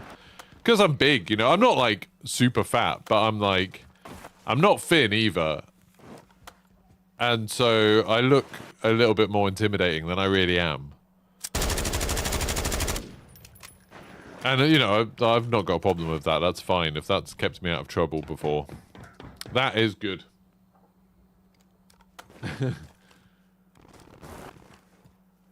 Yeah, House, when I was at Magic Mountain in LA a few years ago, and we were queuing up for a ride. It's actually my favorite roller coaster in the world, Twisted Colossus. And there was a guy there who I assume was a basketball player or something, because everybody was like taking pictures of him and stuff, and you know, he had like a bodyguard with him. It was all like, I assume he was someone who was kind of a big deal. But anyway, he must have easily been 7'3", 7'4". Easily. Like, he was... He made me feel short. He was super tall. And when he got on the roller coaster, I was amazed. I didn't think he was going to fit in, because Twisted Colossus has quite small seats. And he, like, just folded up. It was crazy. Can confirm I'm impractically tall, Johnny. Johnny knows. Despite me and Johnny having the same birthday, we are different heights. I've got no idea how tall Johnny is, actually. Why the suit? We all decided to wear suits, except for you and Galloway, and there's one other person who hasn't worn a suit today. Dan Evo. Everyone else is wearing a suit today, Johnny. Land of the Giants. Yeah. There are a lot of tall people in LA. That's true, actually. Like an unusual number of tall people in Los Angeles. Compared to other American cities I've been to, like compared to like New York or Orlando or Nashville, or Charlotte, all those places, I never noticed there being a lot of tall people. But LA, loads of tall people.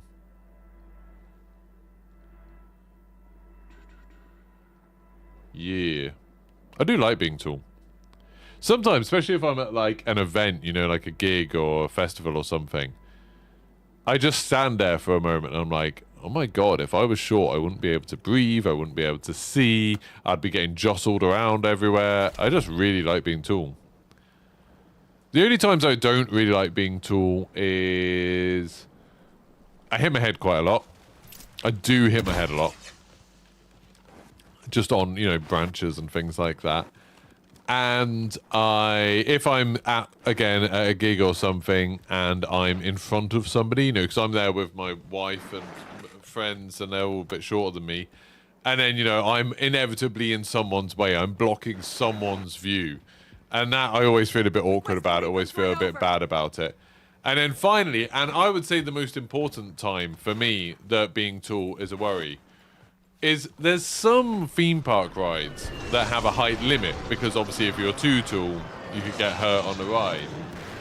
And I seem to be kind of at the limit where every now and then a ride operator will come up to me, look at me, ask me how tall I am, and then say, yeah, I'll probably be okay. And it's like, well, that's not what you want to hear. You do not want to hear a ride operator say, it'll probably be okay. And I've had that happen a lot, especially on, like, there's a type of ride called Top Scans. There's one at Fort Park called Samurai, or there's one that's a bit like it at Leesburg called Mechanica. And on those, they often make me sit in a different seat. And they sort of look at me and they're like, yeah, I'll probably be okay. Always a bit scary. Your cousin went out to LA today. If he's 6'5", yeah.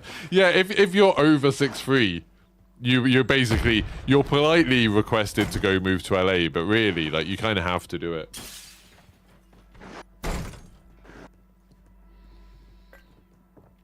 If I had hair, I'd be an inch taller. It's for sure. Did I ever watch Nightmare as a kid on TV? Yes. I was talking about Nightmare to someone the other day. That, like, as a kid, I could never quite work out how Nightmare worked. And even now, as an adult, I haven't watched it again. I know they did do a more modern episode a while back. But I don't really... Oh, how did he know he was there? He must have heard him or something. I don't know. I don't really understand how it worked. Like, there's bits of it fine, you know. They would just had a helmet on. They were in a room, and then they projected like the image. You know, it's like they were in a green screen room and they projected an image. Whatever, that's fine. But like sometimes those kids would fall through trapdoors. Like, did the green screen room have a trapdoor in it that they could fall down? Like, that's terrifying. I don't know how much, like, the kids were in on it, if you get what I mean. Like, how much the kids were, like, told about the practicalities of filming it and how much they tried to keep the kids immersed. It's really weird. If any of you haven't seen it, check it out. It's a program called Nightmare. It's a kids' TV show. This weird sort of escape room type thing.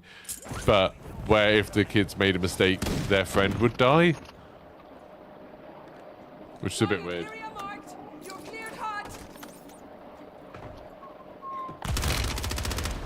You think living in London's probably better if you're not large. Yeah, especially in the tube where you have to like stand with your head to one side.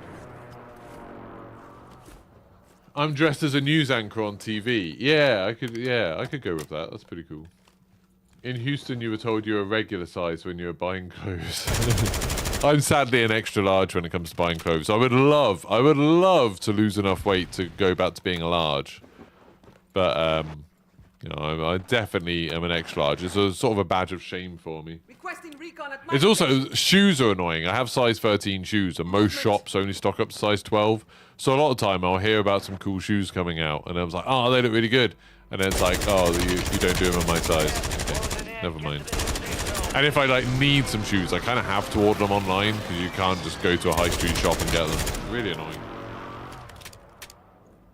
What a reassuring phrase, probably be fine, right? It's horrible. You've been in the special seat on a few rides. Oh yeah, what, the one with 2 seatbelts? No. There's a ride in Efteling called Baron 1888. No. It's like a dive coaster, you know, like Oblivion or She-Ra, Valraven, those kind of things. And he, when we went on that for the first time with my sister-in-law, who back then was a bit more scared of roller coasters, she got put on in the fat seat straight away, the one with 2 seatbelts, so it was like a lot looser than the other seats were. And she was like absolutely terrified that she was going to fall out or something. So, you know, she's not big at all, she's small.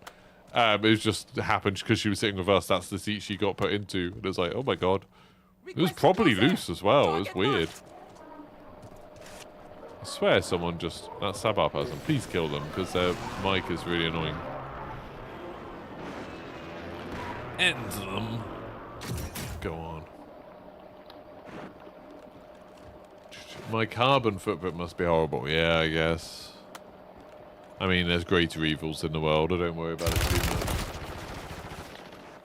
You can't wait to ride Hyperia. Am I going on launch day? Probably not launch day. We don't know when it's opening yet, do we?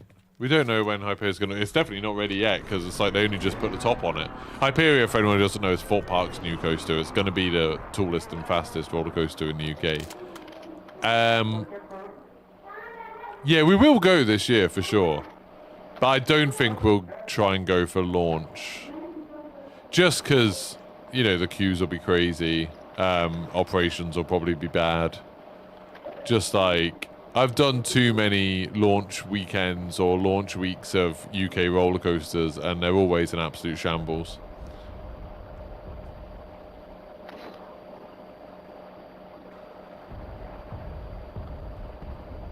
Yeah, yeah, it used to be really bad. There used to be this website called walktool.co.uk. I think there still is that website. But whenever I wanted like work shoes or anything or trainers, I had to get them from Walktool, because it was just like, back then it was a lot harder to get size 13 shoes. And And yeah, you'd always, if you wanted work shoes, it'd just be like, there'd be two options. It'd be like steel toe capped ones or just really uncomfortable, incredibly shiny ones. So I've got a lot of incredibly uncomfortable shiny shoes because they didn't want steel toe capped ones for teaching. Gas is closing in. I don't think they make many high heels in size 13. You could probably get them done, but I don't think it's the thing. Oh my god, this Sabar person, I'm backing out because I'm just fed up of this person's mic. It's a horrible sound. Horrible. Right, I just need to double check, when is my parcel coming? Still 11 stops away. They've been 11 stops for ages. I'm going to do one more Battle Royale solos, and then I might have a go at Firestorm, see if we can find a game. You say some weird stuff, don't you, Callaway? Jack-a-mole, shop for massive people. Never heard of that. I don't think of myself as a massive person, I wouldn't say. I wouldn't go that far. I wouldn't go that far. Do. Yeah. Has anybody picked up this Warhammer bundle yet?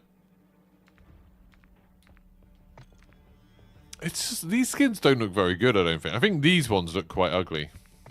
You want to live? To me. Join me. It's like loads of the skins this season. The top half looks kind of cool, and then the trousers look really bad or really stupid, and these definitely look like that. Like, obviously these look cool, but I mean, I haven't actually seen them in game yet, but they look cool, but it's still like, you know, when are you going to use a Juggernaut suit? It's so rare. It's not worth 3,000 points for that. And the guns aren't very, you know, guns sidewinders. I'm probably not going to use the sword that much. The shield looks pretty cool. Haymaker I'm not going to use. No, I'm going to wait for that green one. What's that? Astra Militarum or something. I'm going to wait for that. Might get that one. I feel bad. They did actually give me some COD points specifically for getting some bundle, but I just didn't. Do I ever play with members of the community? Yeah, I was trying to do that a bit the other day. Didn't have many takers. I do it sometimes. Not very often, but sometimes. We used to do a thing Friday nights where we did it. We used to do these community nights that I quite enjoyed, but we haven't done them for a long while because the person who did them changed his job at Activision. So there used to be prizes and stuff, and I can't do that. Is there anything new in Call of Duty recently? Yeah, there's a boat on Fortune's Keep. They messed up all of the playlist, so you can't really play the mode that you want to play with your friends. They've added normal Battle Royale to Vondel. Nothing like super exciting. Weapon balance is better now than it has been for a very long time, which is good. You know, you can use lots of different guns and they all kind of work, which is nice. I like that. But nothing super exciting. You wait for Space Marine 2. When's that meant to be coming out, House? Nice shots on and off. Yeah. Boom! That was good. You'd like a Necron skin. Yeah, I want a Tyranid skin. I want to be like a 9-foot tall Tyranid.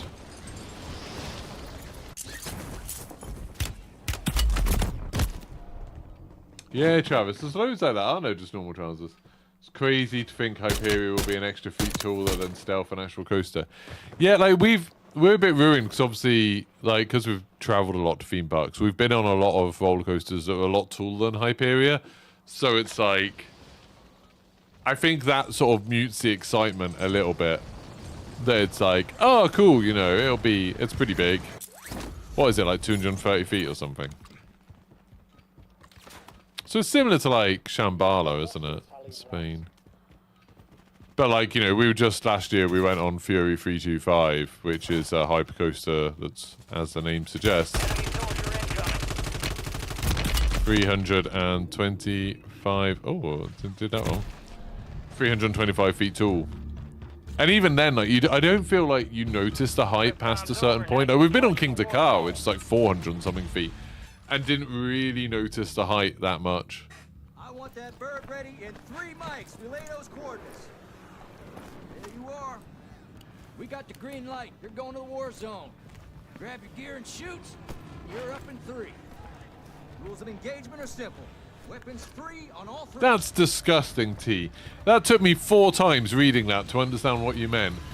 And that's maybe the worst thing I've heard this year. Oh, I feel sick. Battle Royale. On COD speculation, do you think there'll be another clean break for 2024? No carryover of weapons? I hope so, but I don't think so. I think they'll keep this whole thing going of like, hey, your operator skins stick about. Your thing. They Enemies are dropping into the area. Watch the skies. Targets are up. Go take them down. Requesting ordnance. Position mark. Copy. Mortar strike inbound now.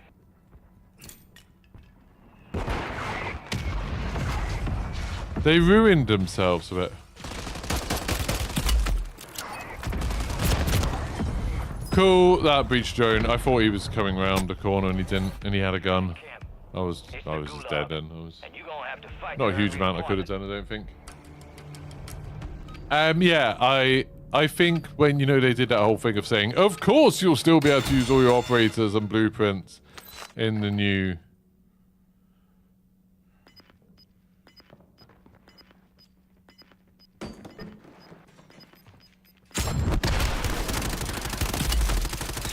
Why couldn't I hit him? I was shooting all around where his head was. I think they all went into the box. And you're RTB. Wow, I'm just doing terribly now. Took that one. Let's try some Battlefield. Cat, we don't talk about leaks here. Apologies if you're new here and you don't know. But yeah, we don't talk about leaks here. See ya. Yeah, I would love it if there was a clean break, if nothing carried over, but I just can't see that happening. I can't see it. Right, should we play some... should we see if we can play some Firestorm? I've been playing so much Final Fantasy. I'm looking forward to playing some more Final Fantasy later. Be good.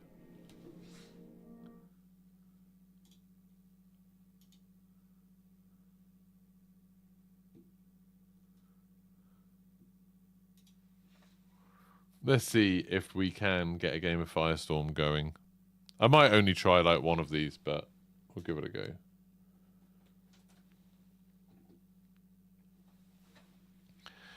Depends if we manage to find a game, how long it takes.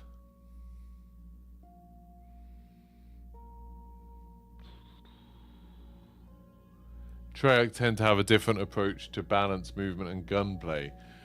But... do they, Affers? Or is that because they were working on a different version of the engine before? Like, Modern Warfare 2019 to Cold War and then to Vanguard felt very different. I think partly because they...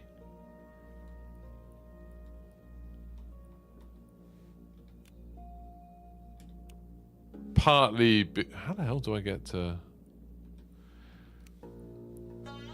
there we go. Partly because they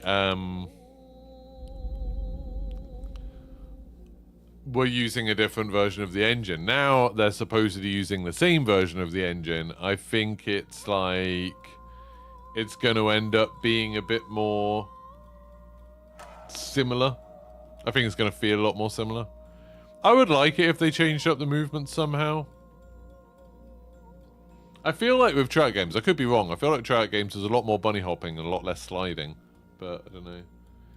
Oh yeah, I love Firestorm House. It's just it didn't get supported, did it? Like, it very quickly became quite hard to find a game.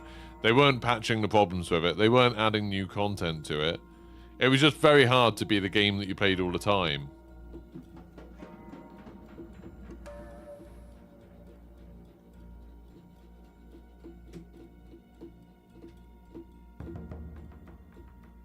You've never watched or played any Firestorm? Oh, you're in for a treat. It looks bloody spectacular. It's just, yeah, finding a game is hard. I did love Firestorm when it came out. Really did.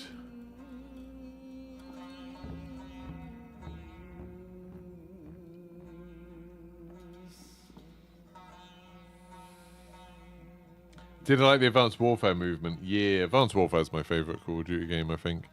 Either that or Black Ops 4. But I really liked Advanced Warfare a lot. I really liked that movement. I thought it was a lot of fun. And I liked the maps, and I liked the guns, and I liked the campaign. I liked the way they did kill streaks. I just thought, like, Advanced Warfare was probably the most creative that Call of Duty's ever been between that and Black Ops 4. I think that's why I like those two. Just, like, really, like, pushing the boundaries of what Call of Duty is and what it could be. I thought it was really fun. And then people complained and said they wanted boots on the ground, and we got Modern Warfare 2019, and the kind of made everything a bit tedious since then.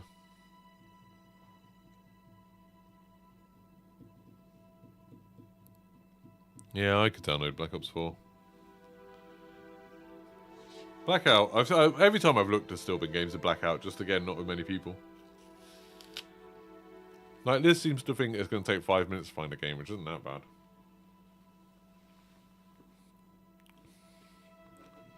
I'm sort of keeping an eye on my parcel, so I keep checking my phone. 9 more. Do I think they're going to do a pawn takes pawn for Gulf War? I don't know. I'd love it if they did, obviously. And I'd love it if I got involved with it.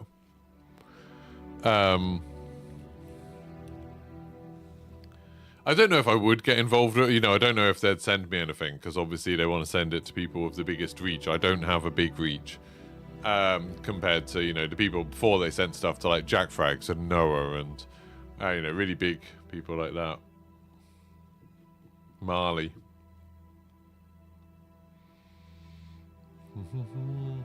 Yeah, Jackus. Well, I'll put chat on while we're talking here.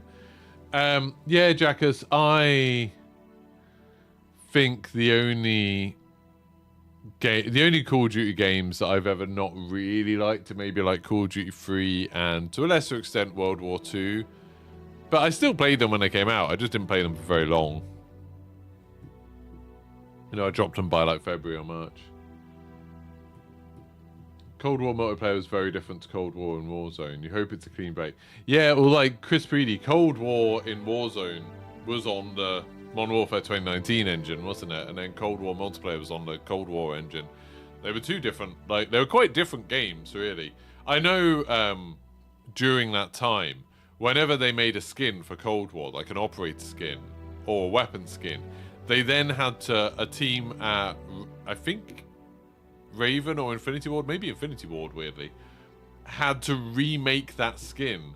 So that's why skins looked super different, whether you're playing them in Cold War multiplayer or where they often looked a lot better. And then you put them in Warzone, they looked bad. And it was because they were literally a different skin made by a different person just to try and look like the one that they were selling. It was really weird. And one of the developers was talking to me about it, about like what a pain it was. Like when they had that one, was it like an Adler skin or something where it had loads of like purple crystals coming off him, like Ethereum crystals coming off him. And they were saying like that was a pain to do in the Warzone engine. But yeah, I thought we did a good job of making Pawn Takes Pawn what it is. Oh, I didn't find a game. I'll give it one more try. We might not be able to find a game. Might have to rely on it in more thing. Favorite COD game, Benchmark Boy. Like I said, probably Advanced Warfare. I do really like Black Ops 4 as well. I thought Black Ops 4, I loved the multiplayer. I loved Blackout. I really loved the zombies in Black Ops 4. I thought they did a really good job with all of it, really. But yeah, if they do Pawn Takes Pawn, I mean, even if we don't get sent stuff, obviously I'll still take part in it, like trying to solve stuff and things like that. I think it's unlikely they'll do it again. It's worth remembering as well, like, the developers didn't make Pawn Takes Pawn. It was like a separate company that they hired who did that. They obviously did bits for it, the bits that were in-game. But yeah, it was a separate company who made all of that stuff. It'd be cool if they did something like that again, though. Why is it so hard to find a game in Firestorm? Because not many people play it anymore, especially this time of day. I've been able to find games in the evening. Whenever I've searched in the evening, it's found a game straight away. Well, not straight away, but, you know, within a minute or two. But playing on off-peak times. There's not that many people playing Battlefield 5. Not that many people playing And then out of that group, there's not many people who look in Firestorm because it's sort of a self-fulfilling prophecy of, you know, if everyone thinks that you can't find a game in Firestorm, then no one's trying to search for it, and that means that you can't find a game. That's a pain. You think the next full COD after this year's will probably be semi-futuristic? Yeah, I'd like to think so. I mean, I never know how much people pay attention. I know there's like, you know, the hardcore Call of Duty community, like we were talking about the other day. They were all up in arms about the exosuit movement Call of Duties and the futuristic ones, that they didn't like them, and, you know, it was terrible. And you still hear people talking about Advanced Warfare and Infinite Warfare as if they're like the worst Call of Duties, which just seems crazy to me. That you've had like a lot of the World War II games and a lot of the like Modern Warfare games are essentially the same game released again and again and again, even in Black Ops games to an extent. And like, well, no, actually, no, not Black Ops, that's not fair. But the Modern Warfare games and the World War II games, it just feels like you're just playing the same thing over and over. And I know there's a big focal group, you know, the Charlie Intel lot, who are like, yeah, this is what Call of Duty should be. This is what's great. You know, those people talk about Modern Warfare 3, like this year's Call of Duty, as if it was the best Call of Duty ever. Which is so, like, hard for me to understand that mindset. Of, like, we got a game where almost nothing was new. Everything was a bit half-assed. The campaign was easily the worst campaign we've ever had. The weapons aren't interesting. The multiplayer maps are all multiplayer maps that we've had before. And it wasn't even like, I think with the multiplayer maps being the old maps, I would have been more receptive to it if it was like a best of, like these are all the best Call of Duty maps from across the series. But instead it was just all the Modern Warfare 2 maps, including the bad ones. And it's like, and it's like not having any exciting modes, war mode being really like bare bones. I really hope that the developers and publishers listen much more to, like, you know, the critical reviews and the fact that this is the first year in ages that Call of Duty wasn't the best selling game of the year. I hope they've paid attention to that and like, hey, we shouldn't do that again. We shouldn't like release something that's so bare bones again. But, you know, like I said, people like Charlie Intel and that will have you believe that, like, it's the best Call of Duty's ever been. You know, this is peak Call of Duty. It is really good music. Yeah, the Battlefield 5 music's really cool. I don't think we're going to get a game of this. I'm not going to search again if this one doesn't work.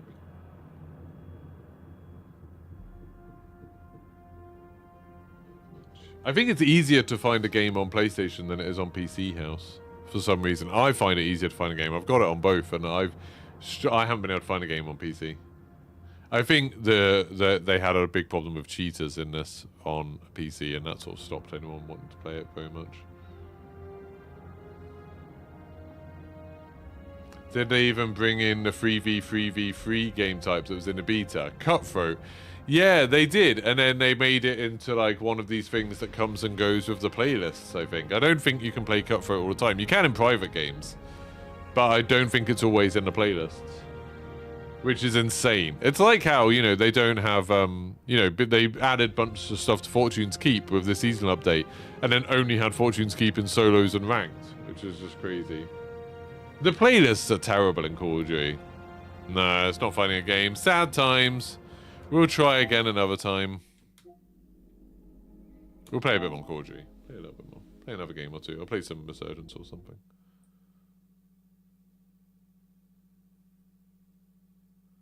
Just checking my delivery thing. 6 deliveries away. Getting close.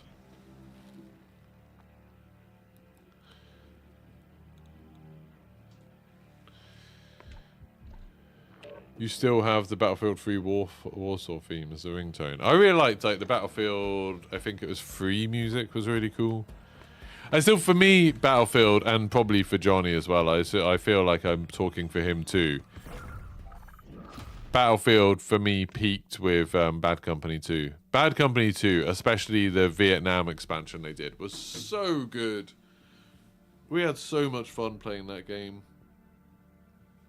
I don't think outside of that and maybe Titanfall 2, I can't remember how different what year that both those came out, but outside of those two games, I don't think I've played another multiplayer game that was as fun as them. Like Bad Company 2 and Titanfall 2 were just peak games. Like they were so good and so fun. I just loved everything about them. Firestorm's an early evening game, yeah. Yeah, Finley, download it. Maybe I'll try it. If I do a stream on Friday night, maybe I'll try it. You'll allow me to speak for you. Yeah, yeah. We played a lot of Bad Company. A lot. Your most played game still the original COD Modern Warfare 2. It's weird. My memory, I've said this many times before, my memory of the original Modern Warfare 2 is on Xbox 360, there being hacked lobbies, there being, you know, where people would be cheating and stuff. Everyone running around with the Joker or the dual shotguns or the grenade launcher under barrels, the noob tubes, and just utter chaos all the time. And it's like people talk about it as if it's like this really, really cool, like interesting thing. That Modern Warfare 2 as if it was like this really sort of like important game. And it's like, it was just another Call of Duty to me, you know, like it was very much an extension of Modern Warfare. And it was like around that time where a lot of people, I think rightfully so, were saying, you know, Call of Duty is one of these games where they're just going to release the same thing every year. They're not doing anything particularly interesting. Like, it's just a bland game. But people in some parts of Call of Duty community seem to have like such a reverence for it, and it's like I don't remember people having that when the game was like out, let alone now. I wonder if it's for a lot of people, like maybe a lot of people it was like one of the first games like that they'd played. You know, a lot of people were quite young when it came out. Maybe I don't know. I find it weird. Like it just sort of in.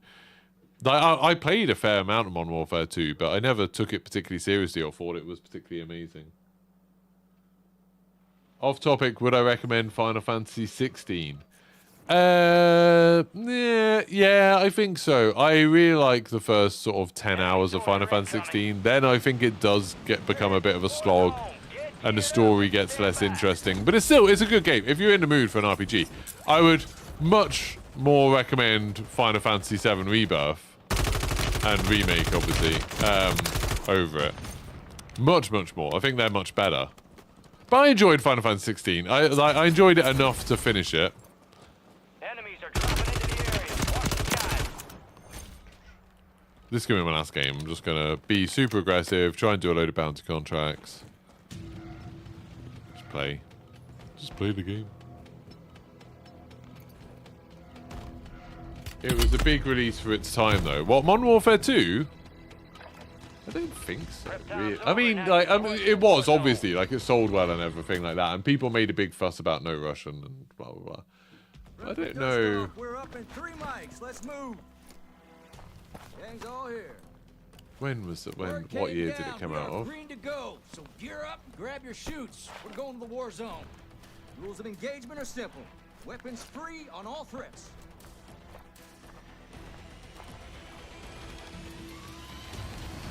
I'll see you on the other side. What year was Modern Warfare 2 out? Resurgence. Survive the time. I remember, but with no Russian, I remember the sort of like the controversy was mostly like, oh, they're exploiting like, you know, terrorism for something dumb. It's like no Russian doesn't make an interesting point. It doesn't earn anything, does it?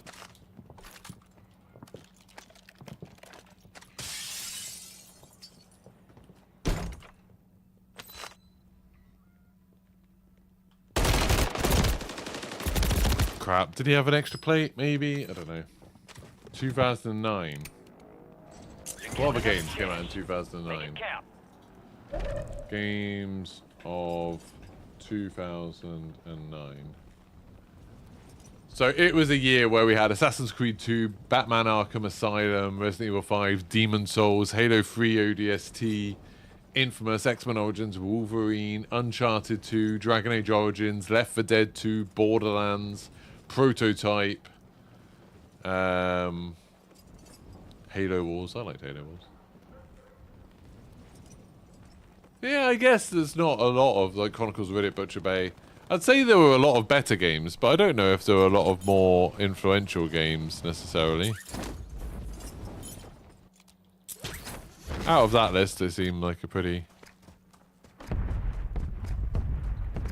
Seems like a pretty big deal. Hostile counter UAV overhead. Enemies deployed a counter UAV. Enemies are dropping into the area. Watch the skies.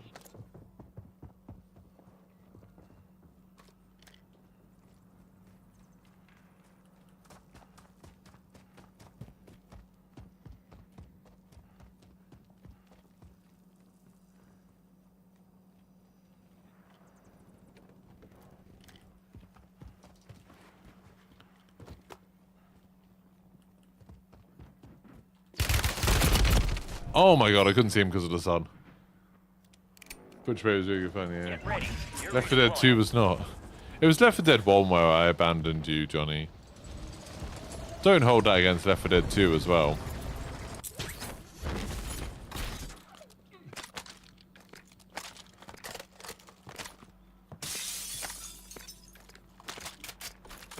Enemy UAV overhead.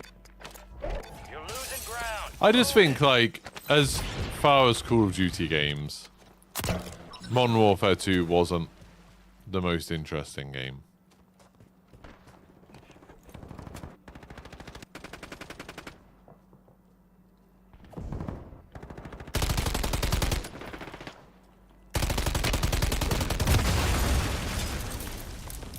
That was legendary. I loved it. Returning you to the front. Earn this. All business. Modern Warfare 3 on Xbox 360 was MTLA. What's that mean? What's MTLA mean? I'm doing really badly today. I guess I'm not really paying a lot of attention. But...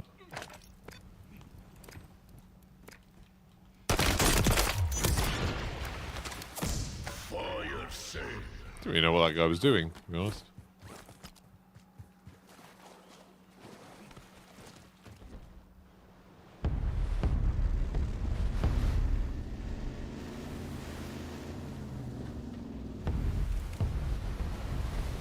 Woo!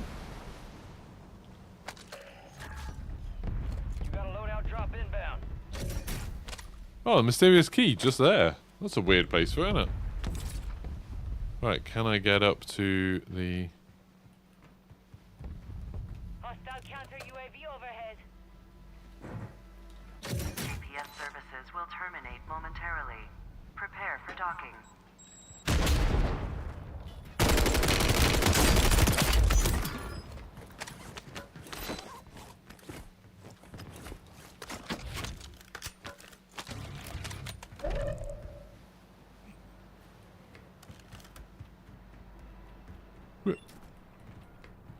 Security clearance verified.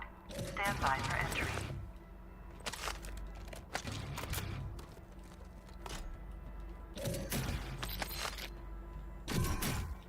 Yeah.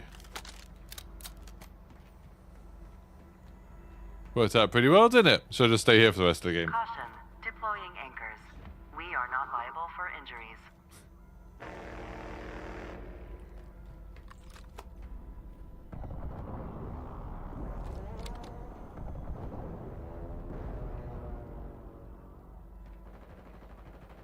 Hostile mosquito is online.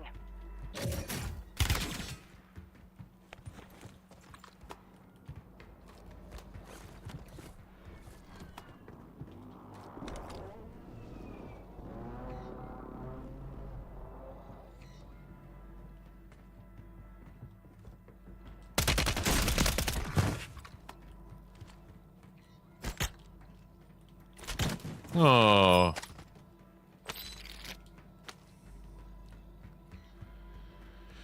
Do-do-do-do.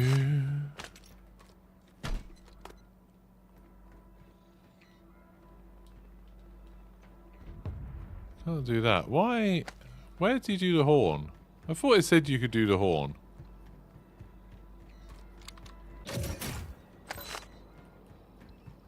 Where is the horn? That's like the decontamination thing. That doesn't matter. You got gas moving in.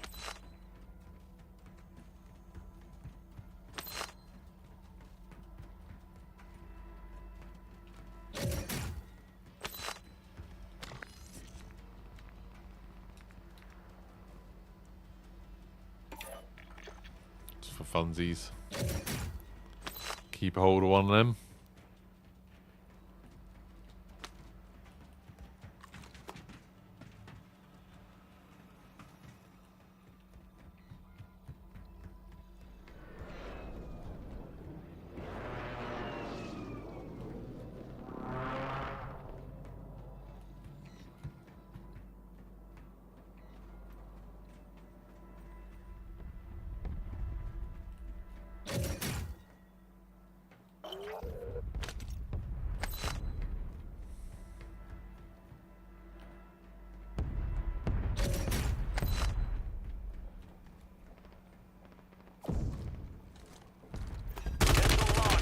Oh, I need to go.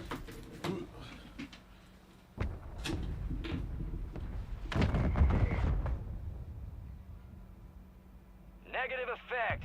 Missile strike failed to hit designated threats.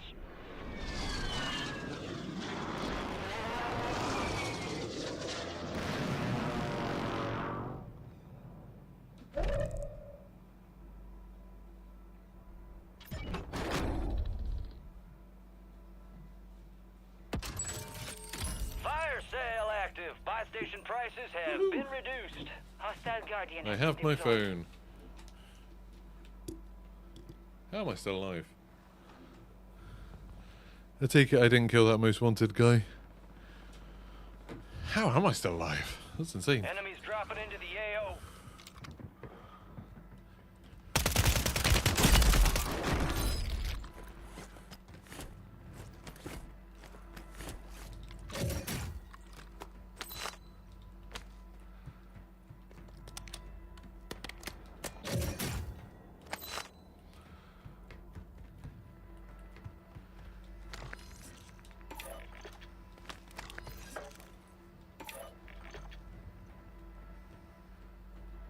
Resurgence is about to end. Make it count.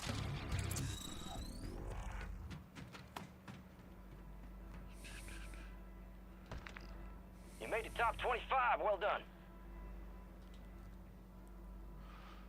Gonna try the decontamination thing. Gas is inbound. UAV is bingo fuel. RT. Enemy soldier incoming.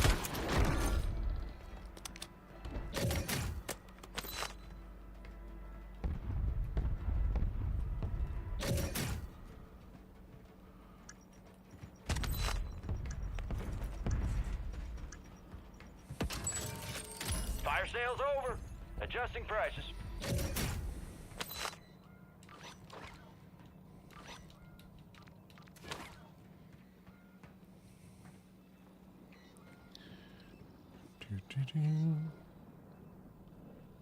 Initiating startup sequence. Prioritizing gas filtration systems.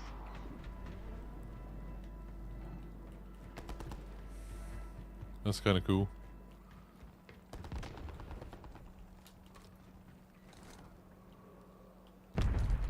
Missile away. Target locked and launched.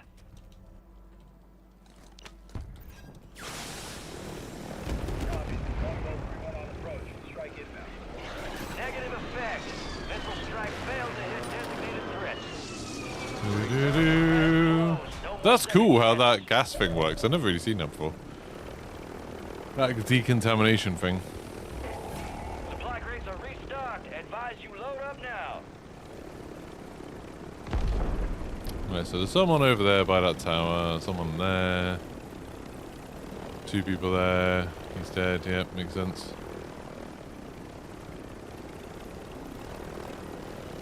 Someone else landing in. He's getting shot from down there.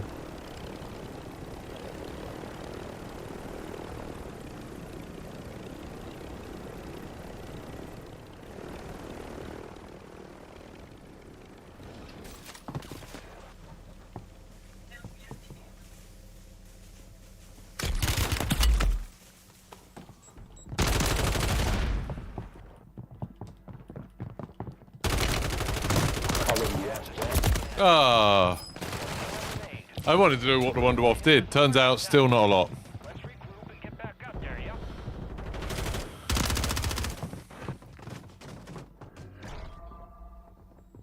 Is it today to play this changes? Yeah, I think so.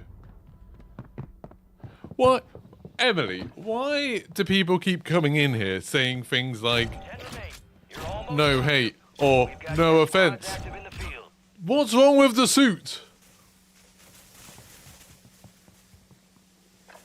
I wouldn't have assumed there was any hate if you just said what's with the suit, but when you said no hate, now I'm thinking, what's the hate come from? Exactly, Cobb. Dash in. How did you persuade that company to give you a free phone? Just wore a suit and asked them.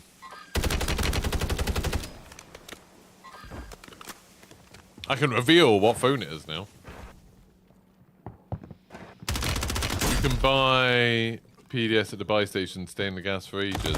They don't work very well, do they, after Circle 4, I think. They stop working. They only work for like 5 seconds or something. I don't think you'd be able to stay in there for ages.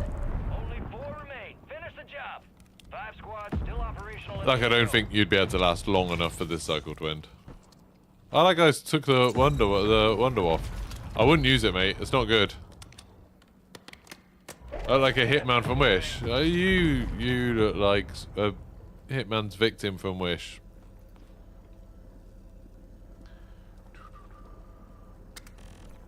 Yeah, I'd never seen that before. That was very cool, I thought. That was good.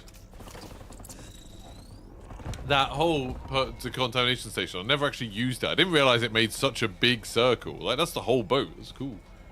And you can do it 3 times. Thank you, Dr. Dynamite. I wasn't joking. Never joke. Morning.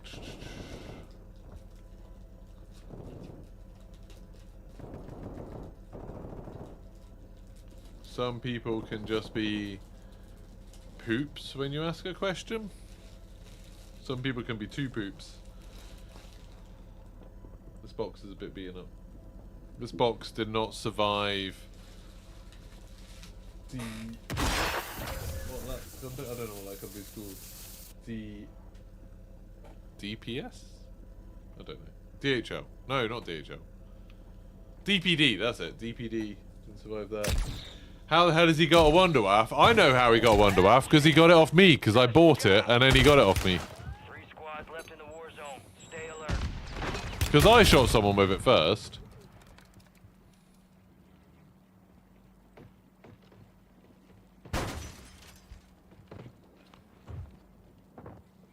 Only 2 people left. Live. 1v1.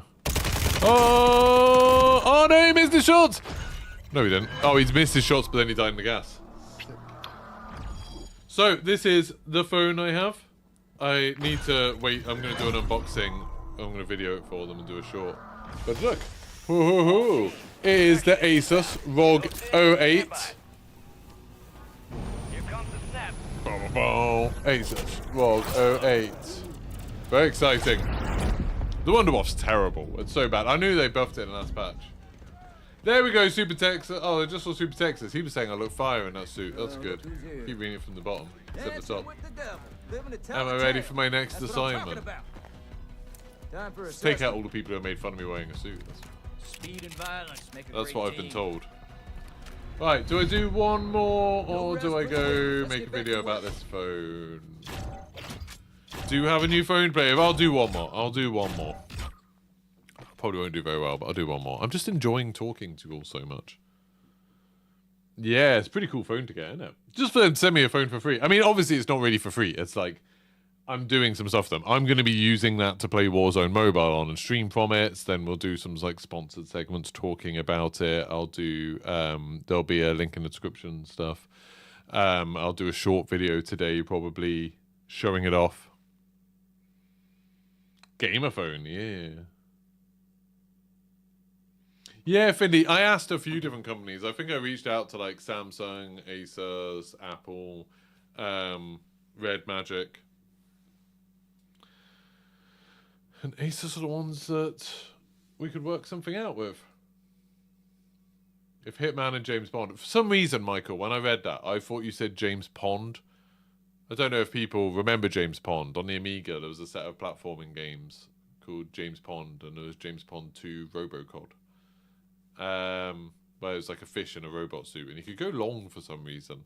I don't know why he could go long. It was just like that was his ability, was he could go long. He could just like telescope. He was a telescopic fish. It was weird. James Pond was class. Yeah, I used to play it a lot. It was a good game. Good games. Have I heard of Hellbreach Vegas? Yesterday I saw someone talk about it. Maybe it was you. I don't know. Saw someone talk about it. It's a new zombies game in early access from a solo dev. I heard someone mention it, and that's the limit of it. Hellbreach Vegas. A wave-based first-person shooter to 1 to 4 players. With mixed reviews. That's what you want. Oh, it looks like kind of Killing Floor type thing, doesn't it? Looks a lot like Killing Floor.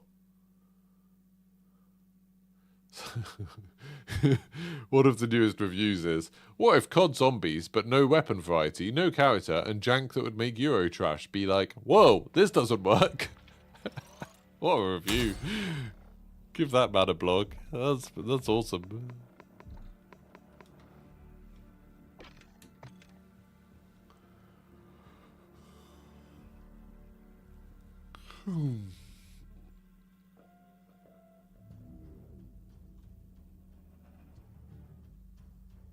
I don't know. Doesn't look like it's for me, that Hellbreach Vegas thing. The baddie was Blowfish. I literally have no idea who the baddie was in James Bond. No idea at all. Not a Scooby.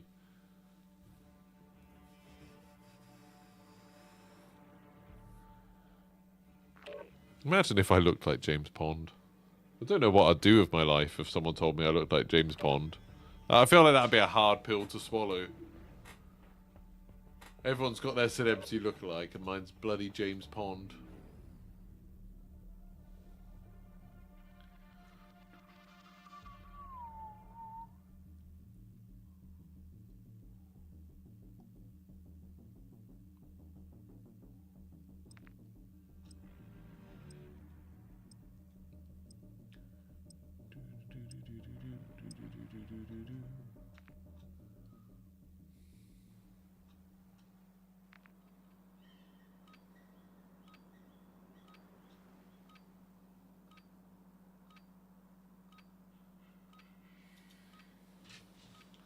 I just saw someone joke, you know, this whole thing about like what's happened to Kate Middleton, like no one's seen her, that photo was weird, blah blah. Someone's like, imagine if she's just like addicted to World of Warcraft and hasn't left the house. The royals are too embarrassed to explain what's going on. Enemy soldier incoming.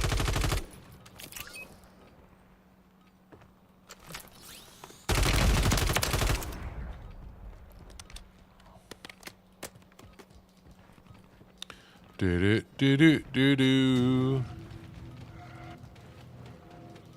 Right. Last game. Let's make this a good one. Maybe. I don't know. I've been enjoying the game today, actually. I haven't done very well, but I've, like, I don't know. Like, when you're not thinking that everyone's cheating, the game is just a lot more fun. I don't care if I do that well or not. Obviously, I'd like to do well, but not fussed. Haven't had any really boring games. How does phone sponsorship work? We're deploying you to the front lines. So, Grab your chutes. any Rules of sponsorships engagement are simple. you Weapons do, free on all threats. you have what are called deliverables. So things that I will do in exchange for a company providing me with a product or paying me. So for this phone, I'll say to them, you know, I'll do a YouTube short and TikTok unboxing the phone. I'll talk about the phone when I do streams where I'm using it for Warzone Mobile. I'll do a video about Warzone Mobile close to when it comes out, and I will make sure, you know, there'll be like a 30-second bit of the video where I just talk about the phone that I'm using.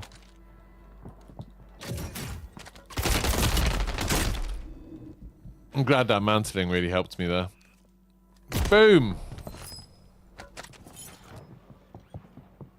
Did he just use the auto pistol? See, that was weird. That looked suspicious the way he was aiming, but I think that was just lag. You're redeploying. I think that was just a laggy ass kill cam. Oh no, someone already.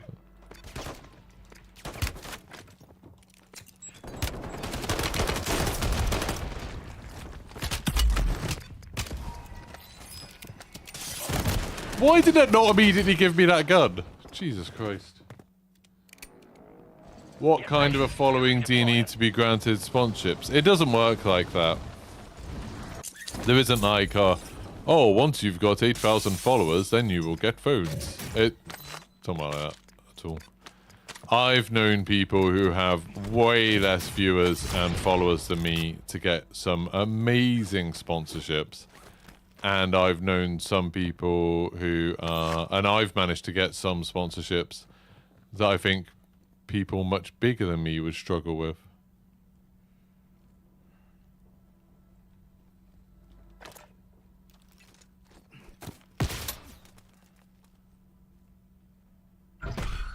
You know? An enemy squad's hunting you. It's Stay much sharp. more just like...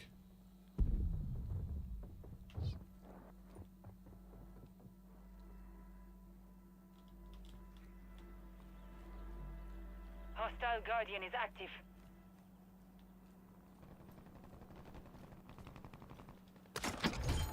Where'd that guy go? Hostiles deploy the mosquito. The enemy is no longer tracking you. You lost. It's much more about like...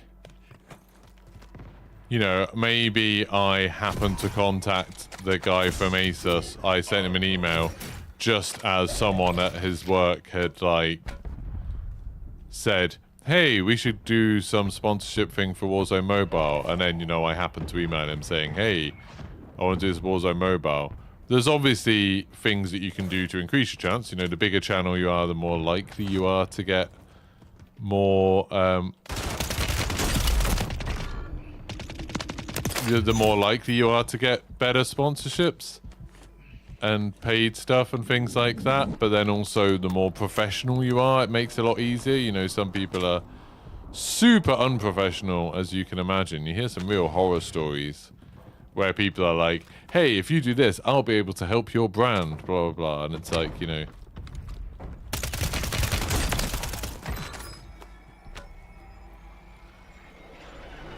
really kind of...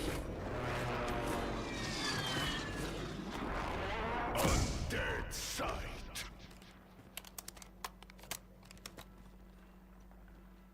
Some people don't have a good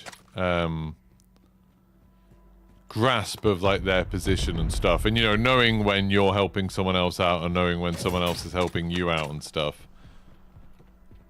Because, you know, there's always a bit of imbalance in it, and, like, it's good to be a bit humble about that kind of stuff. You got a loadout drop inbound. But then also knowing what you're worth.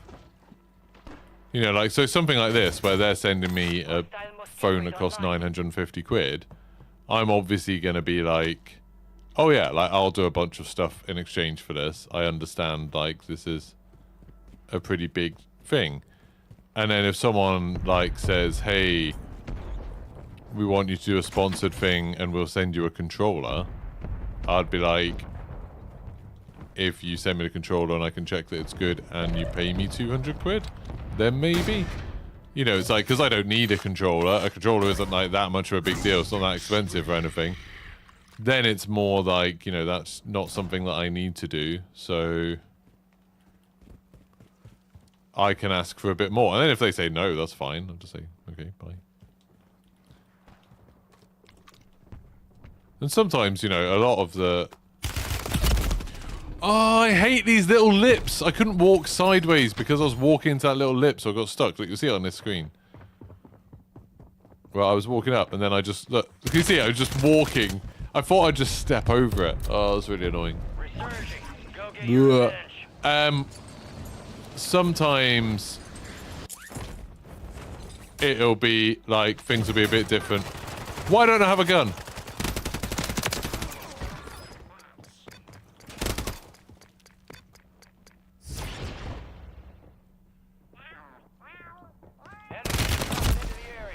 How the hell did he get there? Oh, it's a different person.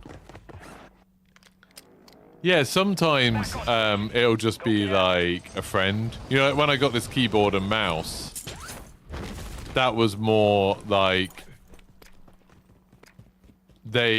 Corsair wanted to do something.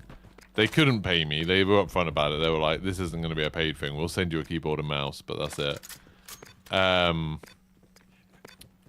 Enemy UAV overhead. But it was like, oh, Kate, who's the person who does PR stuff for Elgato, said that you'd be good for this sort of thing. And it's like, obviously Elgato have been really good to me and sent me a load of stuff and supported me with things. They've been super generous. And so then I was like, oh yeah, sure, I'll do this, like, just to help out and kind of partly to keep that sort of relationship going with Elgato. You know, I'll be like, okay, I will do something for cheaper than I would normally do it. Firing missile at target coordinates. I'll do something for cheaper than I normally would because it's probably going to help me out in the long run. Negative effect. Missile strike failed to hit designated threats. But again, you know, only probably. Like, you know, and then because I've done a bit of a favor for Corsair, then maybe in the future, if they've got something cool happening, they'll be like, oh, hey, you know, you helped out on this thing before. We'll help you out with this now. There's a lot of that, like, you know, who your contacts are. If you've been easy to work with in the past, a company's more likely to work with you again in the future. The phone, to be fair, has come... Oh, what the hell? Where are you? Oh, I always get killed by people up there. The phone has come a bit out of nowhere. We are returning you to the front. I also turned down a number of sponsorships. Yeah. I turned down, like, everything that's to do with gambling. I turned down energy drink stuff. Oh, no! Oh, no! Failure ain't fatal. That was an awkward time to see him. Yeah, so I turned down anything like that. I turned down a lot of, like, crappy tech products that I don't think would be very good. You know, things where it's like you get a really badly typed email and it's just like, hey, we make this thing that will make you better at games. And I turned down things that I just don't believe in. Like, you know, gamer glasses and things. And I don't care about that stuff. I'm not going to use it. I had... The people who sent me this desk, we've got a standing desk, that this was a sponsored thing. And the company got in touch with me again last year. And were like, hey, we'd like to work with you again. Like, would you be willing to do an advert for blah, blah, blah? And I was like, sure, but, you know, I don't want another desk. So this is how much I'll charge you. And they were about to be saying like, oh, no, we really wanted just to do this like the same way we did the previous deal. And like, we'll send you a desk. The same model desk, not even like an upgrade desk. The same desk. And I was just like, I've already got one of these desks. I don't need another giant standing desk. Like, I just want some money. Like, I want paying for it. Weird. I guess that some people could be in a situation where they want another giant standing desk. But, yeah, not for me. As a general rule for your American candy company, you'd send a box to someone with a following of 20,000 and reasonable engagement of their posts. I'd say, Johnny, at least in my experience with video game things, not many companies... There's a guy on his right. Not many companies seem... That guy's going to be behind him. Yeah, that... Not many companies seem to care that much about your overall follower number. They care much more about engagement. Like, that's the thing. So, like, if it's like a Twitter thing, like they want me to do a tweet, they'll look at how many likes do my other sponsored tweets get. You know, how many interactions does, you know, how many viewers do I have watching a stream at any given time, than my ACCV, average concurrent viewers, but also, like, the chat rate, you know, how many people are talking in a thing. So they might watch a bit of one of my streams and then be like, oh, okay, people were actually listening to what he was saying, there was a lot of discussions going on, that's good. As opposed to, you know, you see some people who might have like 200 viewers and there's no engagement at all, like zero. And it's like, that's not good. So I'm sure it's a combination of everything, but they want, if you're going to be advertising something for them, they want to know that people, that real people are watching, because obviously it's super easy to inflate your follower or viewer counts with bots and stuff. They want to know it's real people, and they want to know that those people care about what you're advertising. And, you know, things like click-through rate and stuff like that. So, like, Holy, quite a lot of people bought drinks using my code from Holy. So they're like, hey, yeah, we'd like to work again together in future. It's like, that's cool. Whereas, like, the instant gaming sponsorship I did recently, people didn't really click on that. Like, no one, as far as I know, bought any games because of that advert. Only a couple of hundred people even clicked on the link and looked at the website. So they were like, yeah, we don't really want to work with you again. So, fair enough. You know, different things. And people care about, you know, your location, like where are most of your viewers, how old are most of your viewers, all stuff like that. There's a lot of stuff that goes into it, a lot.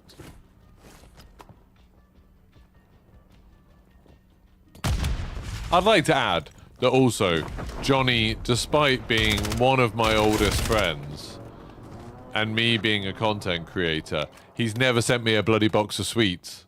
Not once. Not even on our birthday. We've got 10 squads active in the field. How dare you, Johnny? Do companies ever ask for analytics? Yes, Chris. Yeah. Yeah, people ask for analytics all the time.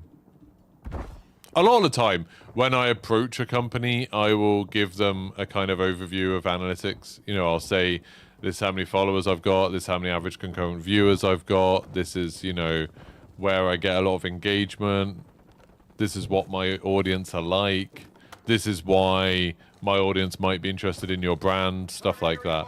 And obviously you back that up with as much data as you can. And you don't lie, you don't exaggerate. If you exaggerate, like, people just won't work with you. That's awkward. It's so awkward. Every time I see Johnny, which is very rarely now, but every time I see Johnny, I'm a bit like, why haven't I got a box of American candy? Got 4 remaining. Stay sharp. Yeah, it's called a media kit. You did close the company almost 2 years ago. But before then, never a box of sweets. I still think you can send me a box of sweets, Johnny. 3 squads left in the war zone. Stay alert. That's good, Finley. Yeah, I liked that, Holy. I liked working with them. They're super easy to work with. They paid when they said they would. Just really nice to work with. Really like them. Good company. Which isn't always true.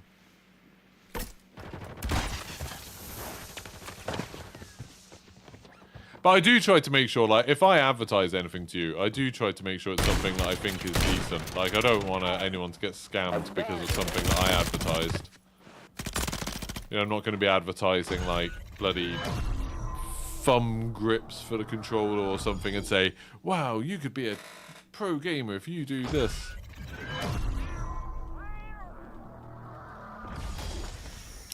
Well, that was a lot of fun. I enjoyed those games today. I enjoyed streaming for you.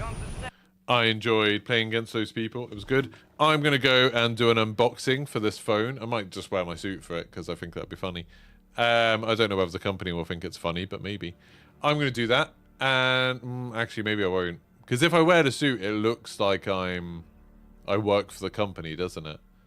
If I do an unboxing and I'm like, wait a minute.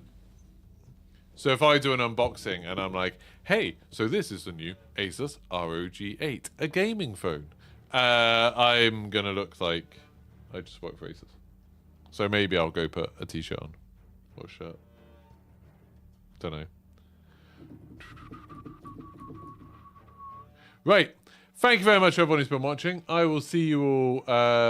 what day is it tomorrow? It's my wife's birthday tomorrow, so probably... I don't know, actually. I might be streaming this morning. It depends what she's doing in the morning, really. Might be about tomorrow. If not, I will be about Friday. And then I'm off to Portugal for a week, so I won't see you for a bit. So look out for the stream tomorrow or Friday. Goodbye.